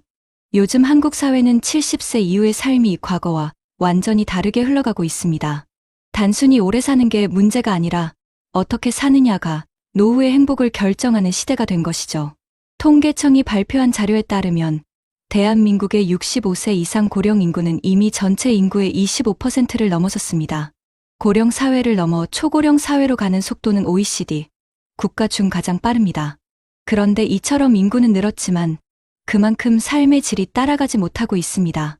65세 이상 노인의 상대적 빈곤율은 38%를 넘고 시장소득 기준으로 보면 절반이 넘는 어르신들이 빈곤선 아래에서 살아가고 있습니다. 즉, 단순히 일하지 않아서 가난해진 것이 아니라 평생을 일했음에도 노후를 준비하지 못한 세대가 압도적으로 많다는 뜻입니다. 그 이유는 소득의 부족이 아니라 습관의 부재라는 점에서 이도연 씨의 사례는 중요한 시사점을 줍니다. 실제로 한국보건사회연구원의 조사에 따르면 노후 빈곤에 영향을 미치는 요인은 단순히 직업이나 소득보다 저축 습관과 소비 패턴, 그리고 재정관리 능력이 훨씬 크다고 합니다. 노년기에 가난해진 사람들은 대부분 열심히 일했지만 계획이 없었다는 공통된 특징을 보였고, 반면 노후가 안정된 사람들은 소득이 많지 않아도 생활 습관이 체계적이었다는 점이 밝혀졌습니다. 연구에 따르면 매달 일정 금액을 저축하거나 가계부를 쓰는 사람의 노후 자산은 그렇지 않은 사람보다 평균 2배 이상 많았으며, 이는 단순히 돈을 모았기 때문이 아니라 소비의 흐름을 조절할 줄 아는 습관이 형성되었기 때문이라고 분석합니다. 이처럼 작은 습관의 차이가 평생의 결과를 뒤바꾸는 이유는 복리의 원리 때문입니다. 금융 전문가들은 종종 복리는 돈보다 습관의 문제라고 말합니다. 실제로 30년 동안 매달 10만 원씩 꾸준히 적립하면 45천만 원의 자산이 형성되지만, 불규칙하게 모으거나 중간에 포기하면 절반 이하로 줄어듭니다. 한국금융연구원의 조사에서도 50대와 60대의 60%가 저축을 중간에 멈췄다고 답했으며, 그 이유로 당장의 소비 압박, 자녀 지원, 명절 경조사 비용 등을 꼽았습니다. 즉, 체면 소비와 즉흥적 지출이 결국 평생 쌓은 돈을 갉아먹는 구조였던 것이죠. 특히 나중에 병이라고 불리는 미루는 습관이 노후 빈곤의 가장 큰 원인으로 꼽힙니다. 한국은행 경제연구원의 자료에 따르면 50대 가구의 70% 이상이 퇴직 후 노후 준비를 나중에 하겠다고 답했으며, 이들 중 실제로 10년 후에도 준비를 시작하지 못한 비율이 절반이 넘는 것으로 조사되었습니다. 반면 이도현 씨처럼 50대 초반부터 적은 금액이라도 저축을 꾸준히 유지한 사람들은 평균 자산 유지율이 1.8배 높았고, 의료비 부담 또한 상대적으로 낮았습니다. 꾸준한 운동, 정기적인 검진, 계획적인 소비 습관이 복합적으로 작용했기 때문입니다. 또한 2025년 기준으로 국민연금 수급액은 월 평균 약 66만 원 수준에 불과합니다. 여기에 개인연금, 퇴직연금, 금융자산이 더해져야 최소한의 생활이 가능하지만, 국민연금 외의 추가 준비가 있는 고령층은 40%도 되지 않습니다. 즉, 10명 중 6명은 연금 하나로 버티고 있는 현실입니다. 이러한 수치는 단순히 제도적 한계를 의미하는 것이 아니라 나중에 하자는 심리가 만들어낸 결과라고 전문가들은 지적합니다. 대부분의 사람들은 50대 이후 자녀 학비, 결혼 자금, 생활비 등으로 여유가 없다고 말하지만, 이도현 씨처럼 적은 돈이라도 미루지 않는 습관을 가진 사람들은 결과적으로 훨씬 여유로운 노후를 맞이했습니다. 건강 역시 돈보다 강력한 복리의 요소입니다. 국민건강보험공단 통계에 따르면 60대 후반부터 의료비 지출은 50대의 2배, 70대는 4배 이상으로 증가합니다. 그런데 운동 습관이 꾸준한 사람은 그렇지 않은 사람보다 의료비 부담이 평균 35% 낮았다는 결과도 있습니다. 이는 단순히 몸이 건강해서가 아니라 건강을 관리하는 습관이 곧 경제적 방패가 된다는 의미입니다. 즉, 운동과 절약은 별개의 행동이 아니라 같은 뿌리를 가진 습관이었던 것이죠. 노후에 자녀에게 의존하지 않고 독립적으로 사는 비율도 점점 늘고 있습니다. 20년 전만 해도 65세 이상 노인의 절반이 자녀와 함께 살았지만, 지금은 20% 이하로 떨어졌습니다. 부모 세대는 여전히 자식이 도와줄 것이라 믿지만, 현실은 자식들도 자신들의 생계를 유지하기 바쁜 시대입니다. 실제 통계에서 자녀로부터 정기적으로 경제적 지원을 받는 노인은 10명 중 1명 수준으로 떨어졌습니다. 결국 자식에게 기대지 않고 살아남으려면 결국 자신의 습관과 태도가 모든 것을 결정하게 되는 셈입니다. 이처럼 통계와 연구들이 공통적으로 말하는 것은 단 하나입니다. 노후의 빈곤은 우연이 아니라 습관의 결과라는 것입니다. 평생 벌어온 소득의 많고 적음보다 돈을 어떻게 다루고 소비하며 저축했는지가 인생의 마지막을 결정짓습니다. 체면을 위해 쓴 돈, 나중에 하자고 미룬 선택, 외로움을 달래기 위해 흘려보낸 시간들, 이런 것들이 모여 결국 통장의 잔고와 마음의 여유를 바꿉니다. 반대로 이도현 씨처럼 단단한 습관을 지켜온 사람은 작은 연금에도 불안하지 않습니다. 그는 매일 같은 시간에 일어나 운동하고 가계부를 쓰고 자신에게 필요한 만큼만 소비합니다. 그의 통장은 크지 않지만 계획이 있습니다. 그리고 그 계획이 그를 지키고 있습니다. 이 모든 통계는 결국 한 가지 사실을 증명합니다. 늦었다고 생각할 때가 가장 빠른 때이며, 지금의 작은 습관 하나가 10년 뒤 당신의 인생을 완전히 바꿀 수 있다는 것입니다. 돈이 부족한 세상이 아니라 습관이 부족한 시대에 살고 있는 지금, 이도현 씨 같은 사람들의 삶이야말로 우리에게 진짜 부자의 정의를 다시 묻고 있습니다. 여러분, 지금부터는 앞서 살펴본 문제의식을 토대로 해결책을 이야기해 보겠습니다. 특히 우리나라 정부와 각 지자체가 실제로 시행하고 있는 정책들을 중심으로, 그리고 해외에서 유사한 문제를 해결하기 위해 도입한 제도들도 함께 살펴보면서 우리 세대가 지금 바로 시행할 수 있는 조치들을 자연스럽게 유튜브 형식으로 한 문단에 정리해 보겠습니다. 먼저 대한민국 내에서도 우리 세대, 특히 50대, 60대가 놓치기 쉬운 노후 준비의 빈틈을 메우기 위한 정책들이 계속 확대되고 있습니다. 예컨대 보건복지부는 제3차 노인 일자리 및 사회활동 지원 발표하여 2027년까지 노인 인구의 약 10% 수준에 해당하는 일자리를 제공하는 것을 목표로 삼고 있습니다. 사회 서비스형 민간형 일자리를 전체의 40% 이상으로 확대해 나가겠다는 방향이 담겨 있습니다. 이러한 정책은 단순히 노인들이 일을 하는 것 이상으로 소득이 있는 활동, 사회 참여, 기회를 제공하겠다는 의미입니다. 나아가 지자체 단위에서도 2024년 고령층을 위해서 소득 보장, 돌봄 서비스, 생활환경 개선, 여가 취미활동 지원 등 4개 분야 43개 중점 과제를 추진하고 있다는 언론 보도도 있었습니다. 이러한 정책들은 앞서 우리가 본 체면 소비, 나중에로 미루는 습관, 감정 소비, 자식 의존, 작은 돈 무시 같은 습관이 실제로 노후 파산으로 이어지는 구조를 전환하려는 국가적 시도라고 할 수 있습니다. 정부의 기초연금 노인 일자리 사회활동 지원제도 또한 빈곤 개선에 효과가 크다는 분석도 나왔습니다. 다시 말해 소득 자체가 많아야만 노후가 안락하다는 고정관념을 넘어 소득활동의 지속성, 사회참여, 의미 있는 일상이라는 맥락까지 바꾸려는 움직임이 우리에게 직접 작용하고 있는 것입니다. 그렇다면 이 정책들이 여러분 같은 50대, 60대에게 던지는 메시지는 무엇일까요? 첫째, 아직 늦지 않았다는 사실입니다. 정부가 노인 일자리 확대를 강조하고 있다는 것은 노후에 멈추는 삶이 아니라 노후에도 참여하고 움직이는 삶이 가능하다는 뜻입니다. 둘째, 사회 참여가 단순히 시간 보내는 활동이 아니라 수입, 자존감, 건강 모두에 연결된다는 점입니다. 일자리가 주는 건 단지 월급이 아니라 나는 쓸모 있다는 느낌과 관계입니다. 셋째, 지자체 프로그램을 활용하는 것이 중요합니다. 예컨대 각 시군구에서 운영하는 무료 문화센터, 경로당 활동, 가계부 쓰기, 저축습관 지원 등은 아주 작은 돈으로 큰 변화를 만들 수 있는 습관, 전환의 터닝포인트가 될 수 있습니다. 따라서 여러분께 권하고 싶은 실질적인 조언은 다음과 같습니다. 거창한 투자나 대형 자산보다는 지금 당장 월 저축액을 정하고 가계부를 쓰세요. 주변 지자체나 복지센터에 문의해서 참여 가능한 노인 일자리나 무료 강좌를 찾으세요. 자식에게 의존하거나 나중에로 미루는 대신 지금부터라도 건강검진 운동 사회 참여 루틴을 만드세요. 이렇게 작은 행동들이 모이면 앞서 사례에서 보여준 습관이 삶을 바꾼다는 진실이 여러분에게도 적용됩니다. 해외 사례에서도 우리와 매우 유사한 고령사회 문제를 겪으며 일부 유의미한 대응을 하고 있습니다. 예컨대 유럽의 여러 국가들을 비교한 연구에서는 노인 빈곤 해결에서 가장 큰 역할을 한 것은 연금, 보장성과 고령자의 고용 연계였다는 분석이 있습니다. 한 연구는 서구 여러 나라에서 기초연금 성격의 제도와 일자리 관련 정책이 노인 빈곤율을 낮추는 주요 변수였음을 확인했습니다. 이처럼 해외에서는 단지 노인이 쉬도록 남기는 것이 아니라 노인이 계속 활동하도록 설계된 제도들이 노후 빈곤 탈출의 열쇠로 작용하고 있습니다. 그러므로 우리는 우리 사회의 제도를 단지 받기만 하는 수동적 존재가 아니라 제도를 활용하고 자신에게 맞는 루틴을 설계하는 능동적 주체가 되어야 합니다. 종합하자면 지금 대한민국에서 노후의 빈곤을 막기 위해 가장 현실적인 길은 제도와 습관의 결합입니다.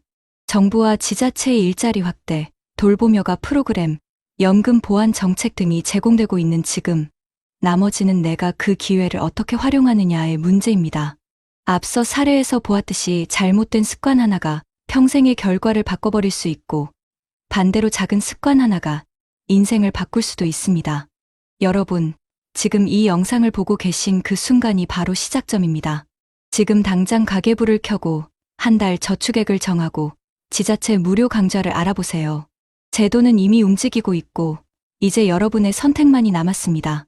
낡은 통장은 닫혔지만 마음의 문은 아직 닫히지 않았다. 흘러간 세월이 손끝을 스쳐도 내일의 길은 여전히 남아있다. 살아온 날이 무겁더라도 남은 날은 가볍게 걸을 수 있기를. 오늘의 작은 습관이 내일의 평화를 만든다. 여러분, 두 사람의 이야기를 기억하시나요? 하나는 평생을 성실히 살았지만 습관 하나를 바꾸지 못해 노후가 무너진 박정수 씨. 그리고 같은 세월을 살아왔지만 평생 지켜온 습관으로 평온한 노년을 맞이한 이도현 씨.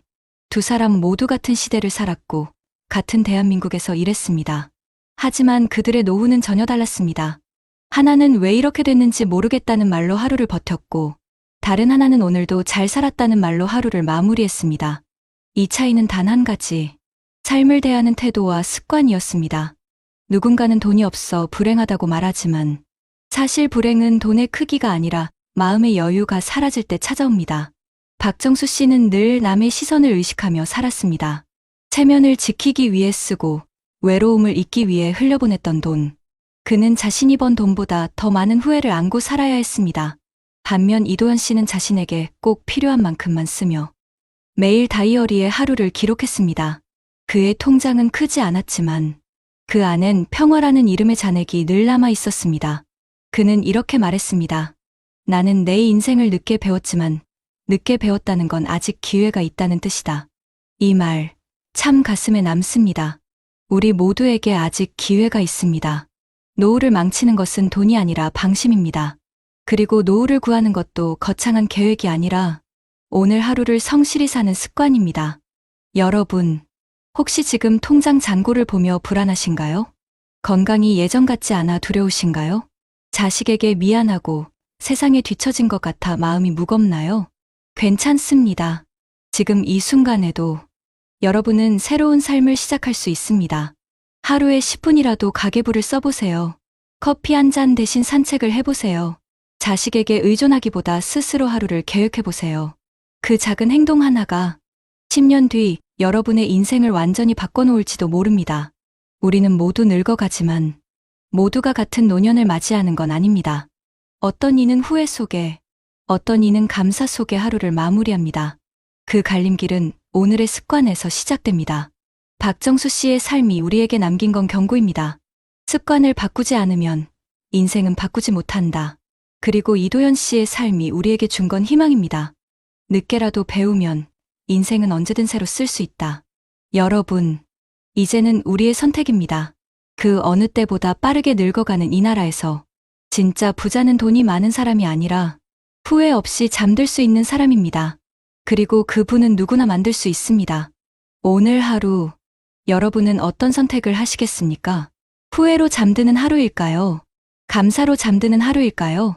지금 이 순간, 당신의 다이어리 한 줄이 당신의 인생을 바꿀 수 있습니다. 오늘 쓴 한 문장이 내일의 삶이 된다. 이도현 씨는 그렇게 노년을 살고 있습니다. 그리고 그 삶은 우리 모두가 닮을 수 있는 삶입니다. 오늘 하루를 사랑하고, 오늘 하루를 계획하고, 오늘 하루를 아끼며 사는 것. 그게 바로 진짜 부자가 되는 첫걸음입니다. 여러분, 지금이라도 늦지 않았습니다. 돈보다 중요한 건 습관입니다. 습관보다 강한 건 마음입니다. 그리고 마음은 오늘도 새로 시작할 수 있습니다. 오늘이 당신 인생의 첫날입니다. 노후에 원룸 건물 사면 노후 충분히 보장된다며? 내가 등신이지. 여러분, 혹시 이런 생각 해보신 적 있으신가요? 내가 모아둔 돈으로 작은 원룸 건물을 사두면 노후는 든든하겠지라고요. 그런데 최근 뉴스 보셨나요? 수도권에 사는 60대 한 남성은 퇴직금을 들여 원룸 건물을 샀지만 공실이 늘어나고 수리비만 수백만 원이 나가 결국 빚더미에 올랐다고 합니다.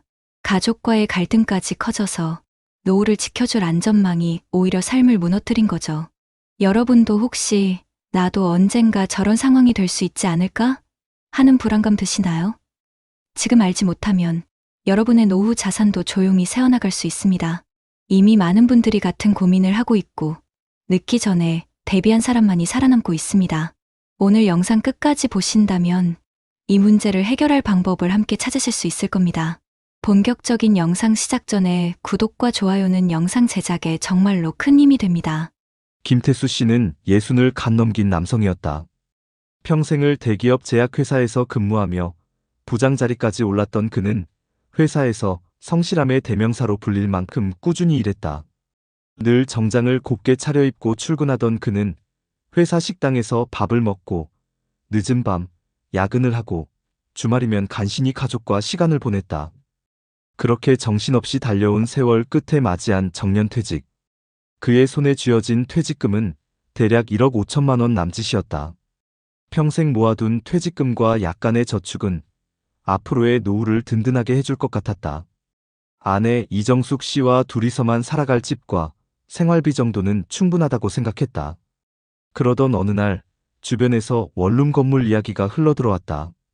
요즘은 원룸 하나 사두면 월세가 꼬박꼬박 들어와. 은행 이자보다 훨씬 낫다더라. 회사 동료였던 후배가 그렇게 말하던 목소리가 아직도 귓가에 맴돌았다. 금리가 높아졌다고 하지만 은행에 돈을 넣어두는 것보다는 직접 건물을 운영하며 임대 수익을 얻는 게 더 낫다는 조언이었다. 태수 씨는 오래 고민하다 결국 결정을 내렸다. 서울 외곽 역세권이라고 광고하던 다가구 원룸 건물을 매입한 것이다. 처음에는 모든 것이 좋아 보였다. 계약 직후 들어온 첫 월세 입금 문자에 그는 가슴이 벅차올랐다. 매달 몇십만 원씩 들어오는 돈은 퇴직 후 느껴본 적 없는 안정감이었다. 냉장고 위에 첫 월세 입금이라고 적은 종이를 붙여두며 아내와 함께 소주 한 잔을 나눴다. 낡은 냉장고는 오래되어 문이 잘 닫히지 않았지만 그날만큼은 부부에게 소중한 희망의 상징 같았다. 하지만 평화는 오래가지 않았다. 몇 달 지나지 않아 첫 번째 사건이 터졌다. 세입자가 나가고 방을 확인했더니 벽지에는 담배 냄새가 진동을 했고 화장실 타일엔 곰팡이가 까맣게 번져 있었다. 청소업체를 불렀더니 기본 비용이 수십만 원, 도배 비용까지 합치면 한 달치 월세가 고스란히 날아갔다. 태수 씨는 처음엔 한 번쯤은 있을 수 있지라며 애써 넘겼다. 하지만 문제는 계속 반복되었다. 겨울이 되자 수도 배관이 얼어붙어 세입자로부터 항해 전화가 쏟아졌다. 한밤중에 수리기사를 불러야 했고 그 비용 역시 만만치 않았다.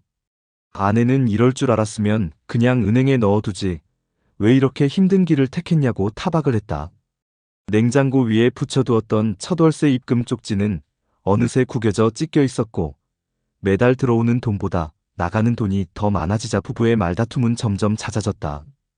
갈등은 가족 안으로 파고들었다. 딸은 결혼을 앞두고 아버지에게 도움을 청했지만 태수 씨는 이미 대출 상환에 허덕이고 있었다. 아빠, 집 문제 좀 도와줄 수 없어? 라는 딸의 말에 그는 차마 고개를 들지 못했다. 원룸 건물을 사둔 덕분에 가족을 지켜줄 수 있으리라 믿었던 그는 오히려 그 건물 때문에 가장에게 기대던 가족의 신뢰를 잃어가고 있었다. 아내는 부엌에서 낡은 냉장고 문을 열다 말고 중얼거렸다. 이 냉장고처럼 우리 인생도 문이 덜컥거리는 것 같아. 게다가 경제 상황은 날로 악화되고 있었다. 2025년 초 금리는 여전히 높은 수준을 유지했고 물가는 식탁 물가부터 전기가스 요금까지 모두 치솟았다. 세입자들은 월세를 조금만 깎아달라고 요구했고 일부는 연체를 일삼았다. 태수 씨는 엑셀 관리표를 열어보며 매달 들어오지 않는 방이 늘어가는 것을 확인할 때마다 속이 까맣게 타들어갔다. 그는 매일 새벽이면 거실에 앉아 낡은 냉장고를 멍하니 바라보다가 서랍 안에서 고지서를 꺼내보곤 했다. 전기료, 관리비, 대출이자 손에 쥐고 있는 돈은 점점 줄어들고 있었다. 도대체 내가 뭘 잘못한 걸까? 태수 씨는 스스로에게 수없이 되물었다. 잘못한 건 아무것도 없었다. 평생을 성실히 일했고 은퇴 후에도 가족을 위해 나름의 선택을 했을 뿐이었다. 그러나 현실은 그에게 너무 가혹했다. 원룸 건물은 매달 돈을 가져다주는 안전망이 아니라 가족의 평화를 무너뜨리는 불씨가 되고 있었다. 봄이 오던 어느 날 김태수 씨는 새벽에 거실 불을 켜고 홀로 앉아 있었다. 낡은 냉장고의 모터가 윙윙거리는 소리만이 적막한 집안을 채우고 있었다. 전날 세입자 중 한 명이 보증금을 돌려달라며 무작정 사무실로 찾아와 고성을 지른 탓에 그는 한숨도 차지 못했다. 이미 대출 상환일은 다가왔고 통장 잔액은 바닥을 드러냈다.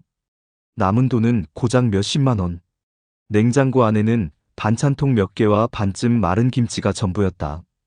그는 그제야 자신의 선택이 얼마나 무모했는지 실감했다.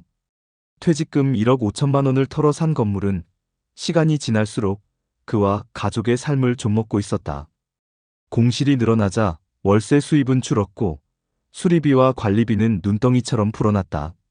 집 안에는 늘 싸늘한 기운이 감돌았다. 아내는 더 이상 웃지 않았고 딸은 결혼을 미루겠다고 했다. 가족의 평화가 무너져 내리는 순간 태수 씨는 아무 말도 할 수 없었다. 절정은 여름 장마철에 찾아왔다. 폭우가 쏟아진 어느 날 원룸 건물 지하가 침수되었다는 연락을 받았다. 달려가 보니 벽을 타고 물이 스며들고 있었고 곰팡이가 퍼지며 악취가 진동했다. 세입자들은 하나둘 방을 빼겠다고 통보했고 그날 이후 공실은 더 빠르게 늘어났다. 수리업체는 공사 비용으로 수백만 원을 요구했다. 태수 씨는 현장에서 젖은 신발을 질질 끌며 벽을 바라보다가 차마 발길이 떨어지지 않았다. 그 순간 그의 머릿속에 스쳤던 것은 단 하나였다. 내가 이 건물만 사지 않았더라면. 집으로 돌아와 냉장고 문을 열자 아내는 물기가 차 서늘한 냄새가 흘러나왔다. 아내는 차갑게 말했다. 당신이 퇴직금으로 산 건물이 결국 우리 인생을 갉아먹고 있잖아. 태수 씨는 반박할 힘조차 없었다. 손에 잡히는 건 고작 몇 장의 고지서와 구겨진 대출 계약서뿐이었다. 하지만 시간이 지나면서 그는 조금씩 다른 생각을 하게 되었다.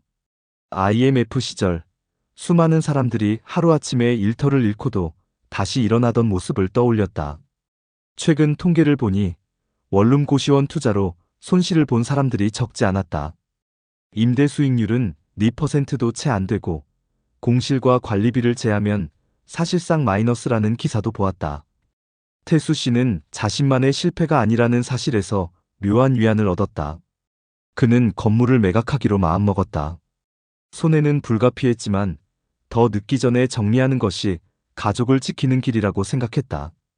남은 돈은 크지 않았지만 최소한 아내와 딸과의 신뢰를 다시 세울 기회가 될 수 있었다. 이제는 우리 같이 살아갈 길을 찾아보자. 그는 거실에 앉아 냉장고 문을 닫으며 조용히 말했다. 태수 씨의 이야기는 우리에게 많은 것을 시사한다. 누구나 퇴직 후 따박따박 월세라는 달콤한 말을 믿고 싶어 한다. 하지만 현실은 공실과 연체, 수리비, 그리고 가족과의 갈등이 뒤따른다. 노후를 지켜줄 안전망이 오히려 인생의 덫이 될 수도 있는 것이다. 여러분, 이 이야기가 남의 일 같으신가요? 지금도 한국 곳곳에서 수많은 퇴직자들이 같은 선택을 하고 있고 같은 어려움에 빠지고 있습니다. 노후 대비는 단순히 건물을 사는 것이 아니라 삶 전체를 지탱할 수 있는 균형 잡힌 계획이어야 합니다. 낡은 냉장고 앞에서 무너져 내린 한 가장의 후회는 어쩌면 우리 모두의 미래일지도 모릅니다. 지금 이 순간 준비하지 않는다면 여러분의 노후 역시 같은 길을 걸을 수 있습니다. 여러분 어떠시나요? 위의 사례는 정말 비참하고 서글픈 인생 아닌가요? 하지만 지금부터 소개해드리는 사례는 정반대의 선택으로 행복한 노후를 보내고 있는 분을 소개해드리겠습니다. 주인공은 올해 64이 된 최영우 씨였다. 그는 오랫동안 지방 공무원으로 일하며 묵묵히 자리를 지켰다. 화려한 직함이나 큰 돈을 만져본 적은 없었지만 늘 성실히 출근하고 서류를 꼼꼼히 챙기며 민원인들에게 친절을 잃지 않는 사람이었다. 은퇴가 다가올 무렵 동료들은 하나같이 연금으로만 살 수 있겠어. 건물 하나라도 사둬야지라며 그를 부추겼다. 그러나 영우 씨는 속으로 다른 생각을 하고 있었다. 그는 젊은 시절 IMF 외환위기를 직접 겪었다. 회사가 무너지고 거리로 나앉은 친구들을 봤고 그때의 공포는 평생 지워지지 않았다. 그래서 은퇴가 다가오자 가장 먼저 안정적인 기반이 필요하다고 판단했다. 공무원 퇴직금은 크지 않았지만 매달 받을 국민연금과 공무원연금 합산 금액이 약 240만 원 정도 될 거라는 계산이 나왔다. 그는 이 금액을 철저히 기준 삼아 노후 생활을 설계하기 시작했다. 아내와의 대화도 달랐다. 여보, 우리도 건물 사면 좋지 않을까? 다들 그렇게 하던데. 아내가 조심스레 말했을 때 영우 씨는 고개를 저었다. 나는 욕심내지 않을 거야. 건물 하나 사서 빚 갚느라 노후를 날리는 사람들 많잖아. 우리 형편에 맞게 꾸준히 가는 게 답이야. 부부는 결국 합의했다. 대신 은퇴 전부터 조금씩 넣던 연금저축펀드와 ISA를 유지하고 생활비 외에 남는 돈은 지출을 줄여 안정적인 채권형 펀드와 분산 투자에 넣기로 했다. 하지만 갈등이 아예 없었던 것은 아니었다. 주변 사람들의 시선과 압박은 생각보다 거셌다. 고등학교 동창 모임에 나갔을 때 친구들은 야, 너 아직도 월세 수입 없냐? 요즘은 원룸 몇 개만 있어도 편하다더라라며 은근히 부러움을 자극했다. 어떤 친구는 나 지난달에 세입자 새로 들어와서 계약금 받았어. 진짜 든든하다니까라며 술잔을 기울였다. 그날 집으로 돌아오는 길에 영우 씨는 마음이 흔들렸다. 나도 괜히 고집 부리는 건 아닐까? 혹시 내가 잘못된 선택을 하는 건 아닐까? 거실에 앉아 낡은 스탠드 불빛을 바라보며 그는 깊은 한숨을 내쉬었다. 그러나 곧 냉정을 되찾았다. 매달 꼬박꼬박 들어올 연금 액수를 다시 계산해 보았다. 생활비를 줄이고 의료비를 대비하고 만약의 경우를 위해 예비자금을 따로 두면 충분히 살아갈 수 있다는 결론이 나왔다. 순간적으로 흔들렸지만 그는 다시 마음을 다잡았다. 그럼에도 현실은 만만치 않았다. 2025년 현재 한국의 물가는 여전히 가파르게 오르고 있었다. 전기가스 요금은 연초에 또다시 인상되었고 마트 장바구니 물가도 체감상 2배는 오른 듯했다. 특히 아내가 즐겨 사던 채소 값이 크게 오르자 두 사람은 식탁 앞에서 작은 다툼을 벌였다. 이제는 반찬 가짓수를 좀 줄여야겠어. 괜히 욕심내서 많이 사봤잖아 마. 영우 씨가 말하자 아내는 씁쓸하게 웃었다. 그래도 우리 사는 건 아직 괜찮은 거지? 옆집 할머니는 아들이 원룸 투자 잘못해서 매달 돈 없다고 하더라. 그 말에 영우 씨는 조용히 고개를 끄덕였다. 불안정한 수익 대신 안정적인 연금을 택한 자신의 선택이 틀리지 않았음을 새삼 느꼈다. 하지만 동시에 주변에서 들려오는 수많은 투자 성공담은 여전히 그를 괴롭히곤 했다. 갈등은 늘 내면에서 반복되었다. 안정과 욕심 사이에서 그는 매일 스스로를 설득해야 했다. 어느 주말 저녁, 부부는 집 거실에서 텔레비전을 보고 있었다. 뉴스에서는 원룸 건물 침수로 세입자들이 줄줄이 퇴거하는 장면이 보도되었다. 한 중년 남성이 카메라 앞에서 퇴직금 다 날리고 이제는 집도 지키기 힘들다고 울먹였다. 아내는 곧장 영우 씨를 바라보며 말했다. 여보, 당신 선택이 맞았어. 욕심 부리지 않고 여기까지 온 게 얼마나 다행인지 몰라. 그 말에 영우 씨는 오랜만에 미소를 지었다. 그러나 아직 안심하기는 이른 상황이었다. 고물가, 고금리 시대에 언제 무슨 변수가 생길지 몰랐기 때문이다. 자녀 결혼, 예상치 못한 병원비, 사회적인 경제 불황. 그는 여전히 작은 불안을 안고 있었다. 하지만 한 가지는 분명했다. 그는 빚에 쫓기며 가족과 등을 돌린 사람들과는 전혀 다른 길을 걸어가고 있다는 점이었다. 시간은 흘러 최영우 씨의 은퇴 생활도 어느덧 5년 차에 접어들었다. 그동안 크고 작은 위기는 있었다. 아내가 무릎 수술을 받아야 했을 때는 병원비 걱정으로 잠을 설쳤고 아들이 갑작스레 이직을 하면서 몇 달 동안 생활비를 조금 도와주기도 했다. 하지만 매달 들어오는 연금이 있었기에 삶이 무너지지는 않았다. 적어도 대출 고지서에 쫓기며 잠 못 이루는 밤은 없었다. 절정은 지난해 겨울에 찾아왔다. 영우 씨 본인이 심장 질환으로 큰 수술을 받게 된 것이다. 수술비와 입원비가 상당했지만 미리 들어둔 실손보험과 연금으로 버틸 수 있었다. 병원 침대에 누워 천장을 바라보던 그는 옆 병실에서 들려오는 한 환자의 대화를 들었다. 그 환자는 퇴직금으로 원룸 건물 샀다가 다 날렸어. 지금은 치료비도 없어 가족들에게 빚지고 있다라고 한탄하고 있었다. 순간 영우 씨는 가슴이 먹먹해졌다. 자신도 잠깐 욕심을 냈더라면 저 사람처럼 됐을 수도 있다는 생각이 들었다. 수술 후 회복하는 동안 그는 아내와 많은 대화를 나눴다. 아내는 병실 창가에 앉아 조용히 말했다. 여보, 우리가 지금까지 무리하지 않고 지낸 게 이렇게 큰 힘이 될 줄 몰랐어. 당신이 아니었다면 우리도 빚에 쫓기고 있었을 거야. 그 말에 영우 씨는 눈가가 촉촉해졌다. 안정적인 현금 흐름이 주는 힘은 단순한 돈의 문제가 아니라 가족의 평화를 지켜주는 버팀목이라는 사실을 절실히 깨달은 것이다. 전환의 계기는 퇴원 후에 찾아왔다. 건강을 회복한 그는 아내와 함께 동네 복지관에서 진행하는 시니어 재무 강좌에 참여했다. 거기서 비슷한 나이대의 사람들을 만나 이야기를 나누며 더욱 확신을 얻었다. 저는 퇴직금으로 작은 건물 샀다가 공실 때문에 고생 중이에요. 저는 무리하지 않고 연금과 적립식 투자만 했는데 지금은 오히려 마음이 편합니다. 서로 다른 경험담 속에서 영우 씨는 자신이 걸어온 길이 결코 틀리지 않았음을 확인했다. 그는 이후 생활 습관에도 변화를 주었다. 매달 들어오는 연금의 일부를 꾸준히 저축해 손자 교육비로 따로 모으기 시작했고, 아내와는 집 근처 공원을 함께 걷는 것을 일과로 삼았다. 돈으로만 채워지지 않는 삶의 만족감을 찾는데 초점을 맞춘 것이다. 그의 집 거실에는 오래된 스탠드 불빛 아래 가족 사진이 걸려 있었는데 사진 속 모두가 웃고 있었다. 그 웃음은 비록 큰 부자가 된 웃음은 아니었지만 빚에 쫓기지 않고 마음 편히 지은 웃음이었다. 그리고 무엇보다 중요한 건 가족과의 관계였다. 아들은 이직 후 안정적으로 자리를 잡았고 딸은 결혼해 아이를 낳았다. 주말이면 가족들이 모여 식탁을 함께 둘러앉았다. 아내는 시장에서 사온 제철 채소로 정성스레 반찬을 만들었고 손자는 거실을 뛰어다니며 환하게 웃었다. 그 모습을 바라보며 영우 씨는 속으로 중얼거렸다. 이게 바로 내가 원하던 노후야. 욕심내지 않고 지킬 수 있는 걸 지켜낸 덕분이지. 여러분, 남의 일 같지 않으신가요? 누구나 은퇴 후엔 조금 더 벌고 싶다는 마음이 생깁니다. 하지만 욕심이 과하면 삶을 망치기도 합니다. 반대로 자신의 형편에 맞는 현실적인 선택을 하면 이렇게 가족과 함께 웃으며 나이 들어갈 수 있습니다. 지금 한국 사회는 여전히 고물가와 고금리의 시대를 살고 있습니다. 잘못된 선택 하나가 평생의 노후를 흔들 수 있습니다. 그러나 안정적인 연금, 꾸준한 저축, 그리고 가족과의 믿음을 지켜낸다면 노후는 충분히 행복할 수 있습니다. 최영우 씨의 이야기는 그 증거입니다. 여러분, 현실을 조금 더 냉정하게 들여다볼까요?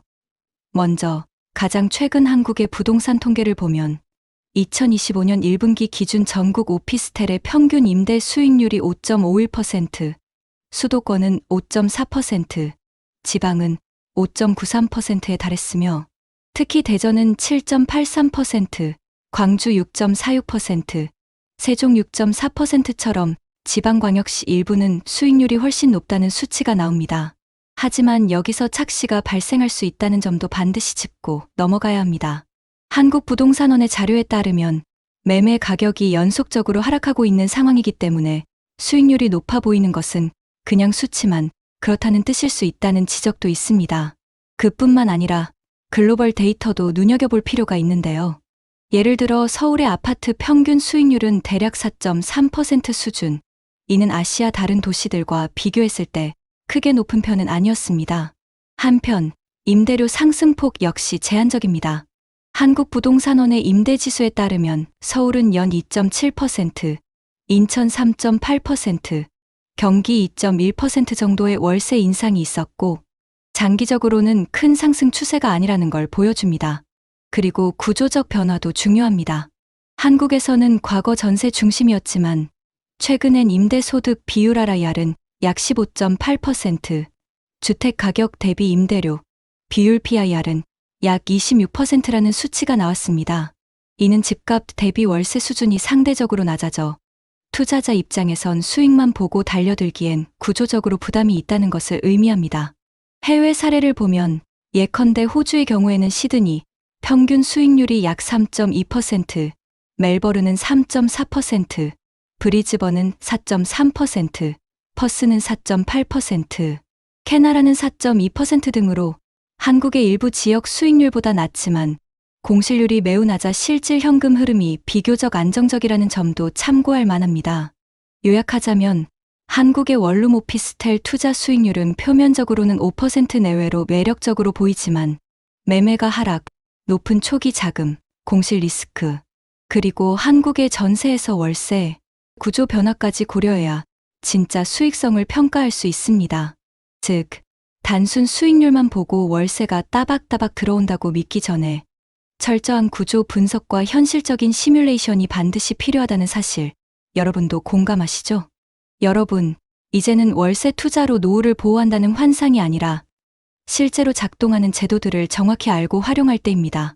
최근 살펴본 사례들처럼 부동산 투자만이 아니더라도 정부와 지자체가 이미 제공 중인 다양한 주거, 안정 시스템이 현실적인 해결책 될 수 있습니다. 예를 들어 서울시에서는 신혼청년 전세보증금 대출이자 지원 프로그램을 통해 전세보증금 대출이자에 대해 제한적인 금리 감면을 해주고 있는데요. 2020년부터 2023년까지 총 8만 9천 명이 혜택을 받았습니다. 뿐만 아니라 서울 도심에는 종합임대지원센터가 운영되고 있어서 주택 임대 관련 법률 상담, 분쟁 해결, 금융 지원까지 한 번에 받을 수 있도록 서비스하고 있습니다. 또한 전국적으로는 국토교통부가 운영하는 청년월세 한시 특별 지원 제도가 있어 만 19세부터 34세 이하의 무주택 청년에게 월 최대 20만 원씩 최대 24개월간 직접 월세를 지원해줍니다. 이 제도는 2025년부터는 프리랜서, 비정규직, 고시원 또는 쉐어하우스 거주자까지도 대상이 확대되어 접근성이 더욱 좋아졌다는 점이 큰 특징입니다.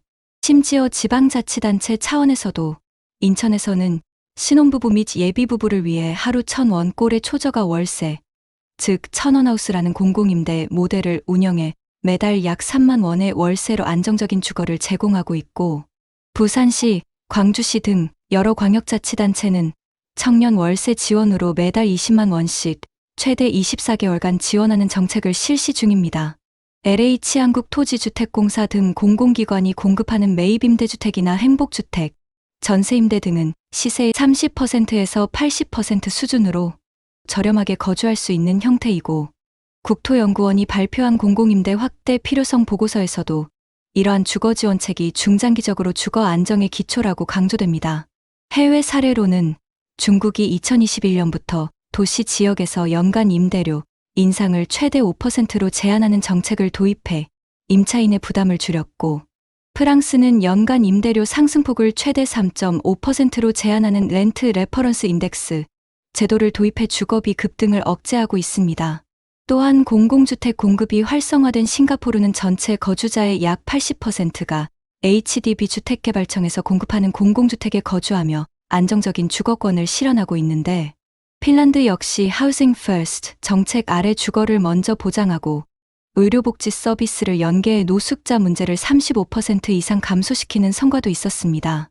요약하자면 국내에서는 청년 월세 지원, 지자체 초저가 공공임대, 전세보증금 이자 감면, 공공임대 주택 공급 등이 현실적인 대안이고, 해외에서는 임대료 인상폭 제한, 공공주택 중심 모델, 주거 우선 정책 등이 참고할 만한 효과적인 모델입니다. 이러한 정책과 제도를 잘 이용하면 불확실한 월세 투자보다 확실한 주거 안정을 선택할 수 있다는 메시지, 여러분도 충분히 공감하시죠? 낡은 냉장고 앞에서 고개 숙인 남자, 따뜻한 거실에서 가족과 웃는 남자, 두 인생의 갈림길은 결국 작은 선택에서 시작되었다. 여러분, 오늘 우리는 두 사람의 이야기를 함께 들었습니다.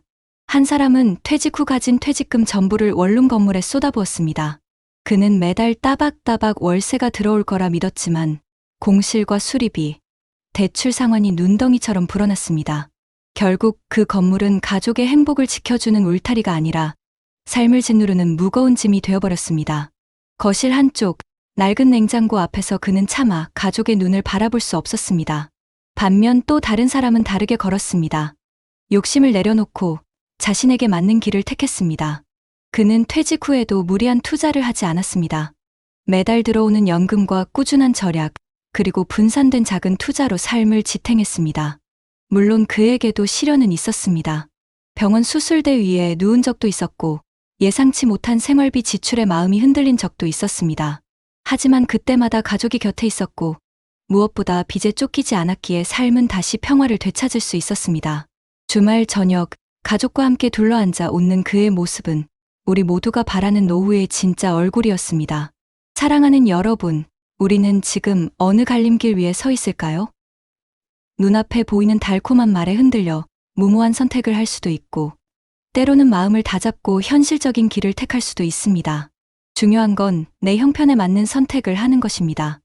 욕심을 줄이고 안정적인 삶을 위해 지금부터라도 준비하는 것이 결국 우리 인생을 지켜줍니다. 우리 모두는 나이가 들수록 더 많은 것을 잃는다고 생각하기 쉽습니다. 하지만 오늘의 이야기가 말해주듯 현명한 선택 하나가 오히려 더 많은 것을 지켜줍니다. 돈만이 아니라 가족의 신뢰와 웃음, 그리고 우리의 존엄까지 말입니다. 여러분, 우리가 눈물을 흘리며 안타까워했던 첫 번째 사람의 삶이 결코 남의 이야기가 아닙니다. 지금 이 순간에도 수많은 사람들이 같은 선택을 하고 같은 고통에 빠져들고 있습니다. 그러나 동시에 두 번째 사람처럼 조금은 단단하고 조금은 느리더라도 안정적인 길을 걷고 있는 이들도 있습니다. 결국 어떤 노후를 맞이할지는 우리가 지금 어떤 선택을 하느냐에 달려 있습니다. 오늘 이 시간을 통해 여러분께 꼭 전하고 싶은 말이 있습니다. 행복한 노후는 빠른 돈이 아니라 지켜낸 믿음과 준비 속에서 피어난다. 여러분, 우리 모두는 여전히 늦지 않았습니다. 지금 이 순간이 인생의 남은 시간을 바꿀 수 있는 첫걸음입니다. 욕심 대신 평안을 선택하고 불안 대신 준비를 선택합시다. 그리고 무엇보다도 소중한 가족과의 웃음을 지킬 수 있는 삶을 선택합시다. 여러분의 노후가 낡은 냉장고 앞에서 한숨 쉬는 모습이 아니라 따뜻한 거실에서 가족과 웃는 모습으로 남기를 진심으로 바랍니다. 지금 이 순간 여러분의 선택이 내일의 눈물이 될지 웃음이 될지 결정짓습니다. 여러분, 우리 모두 함께 준비합시다. 여러분의 내일은 반드시 더 나을 수 있습니다.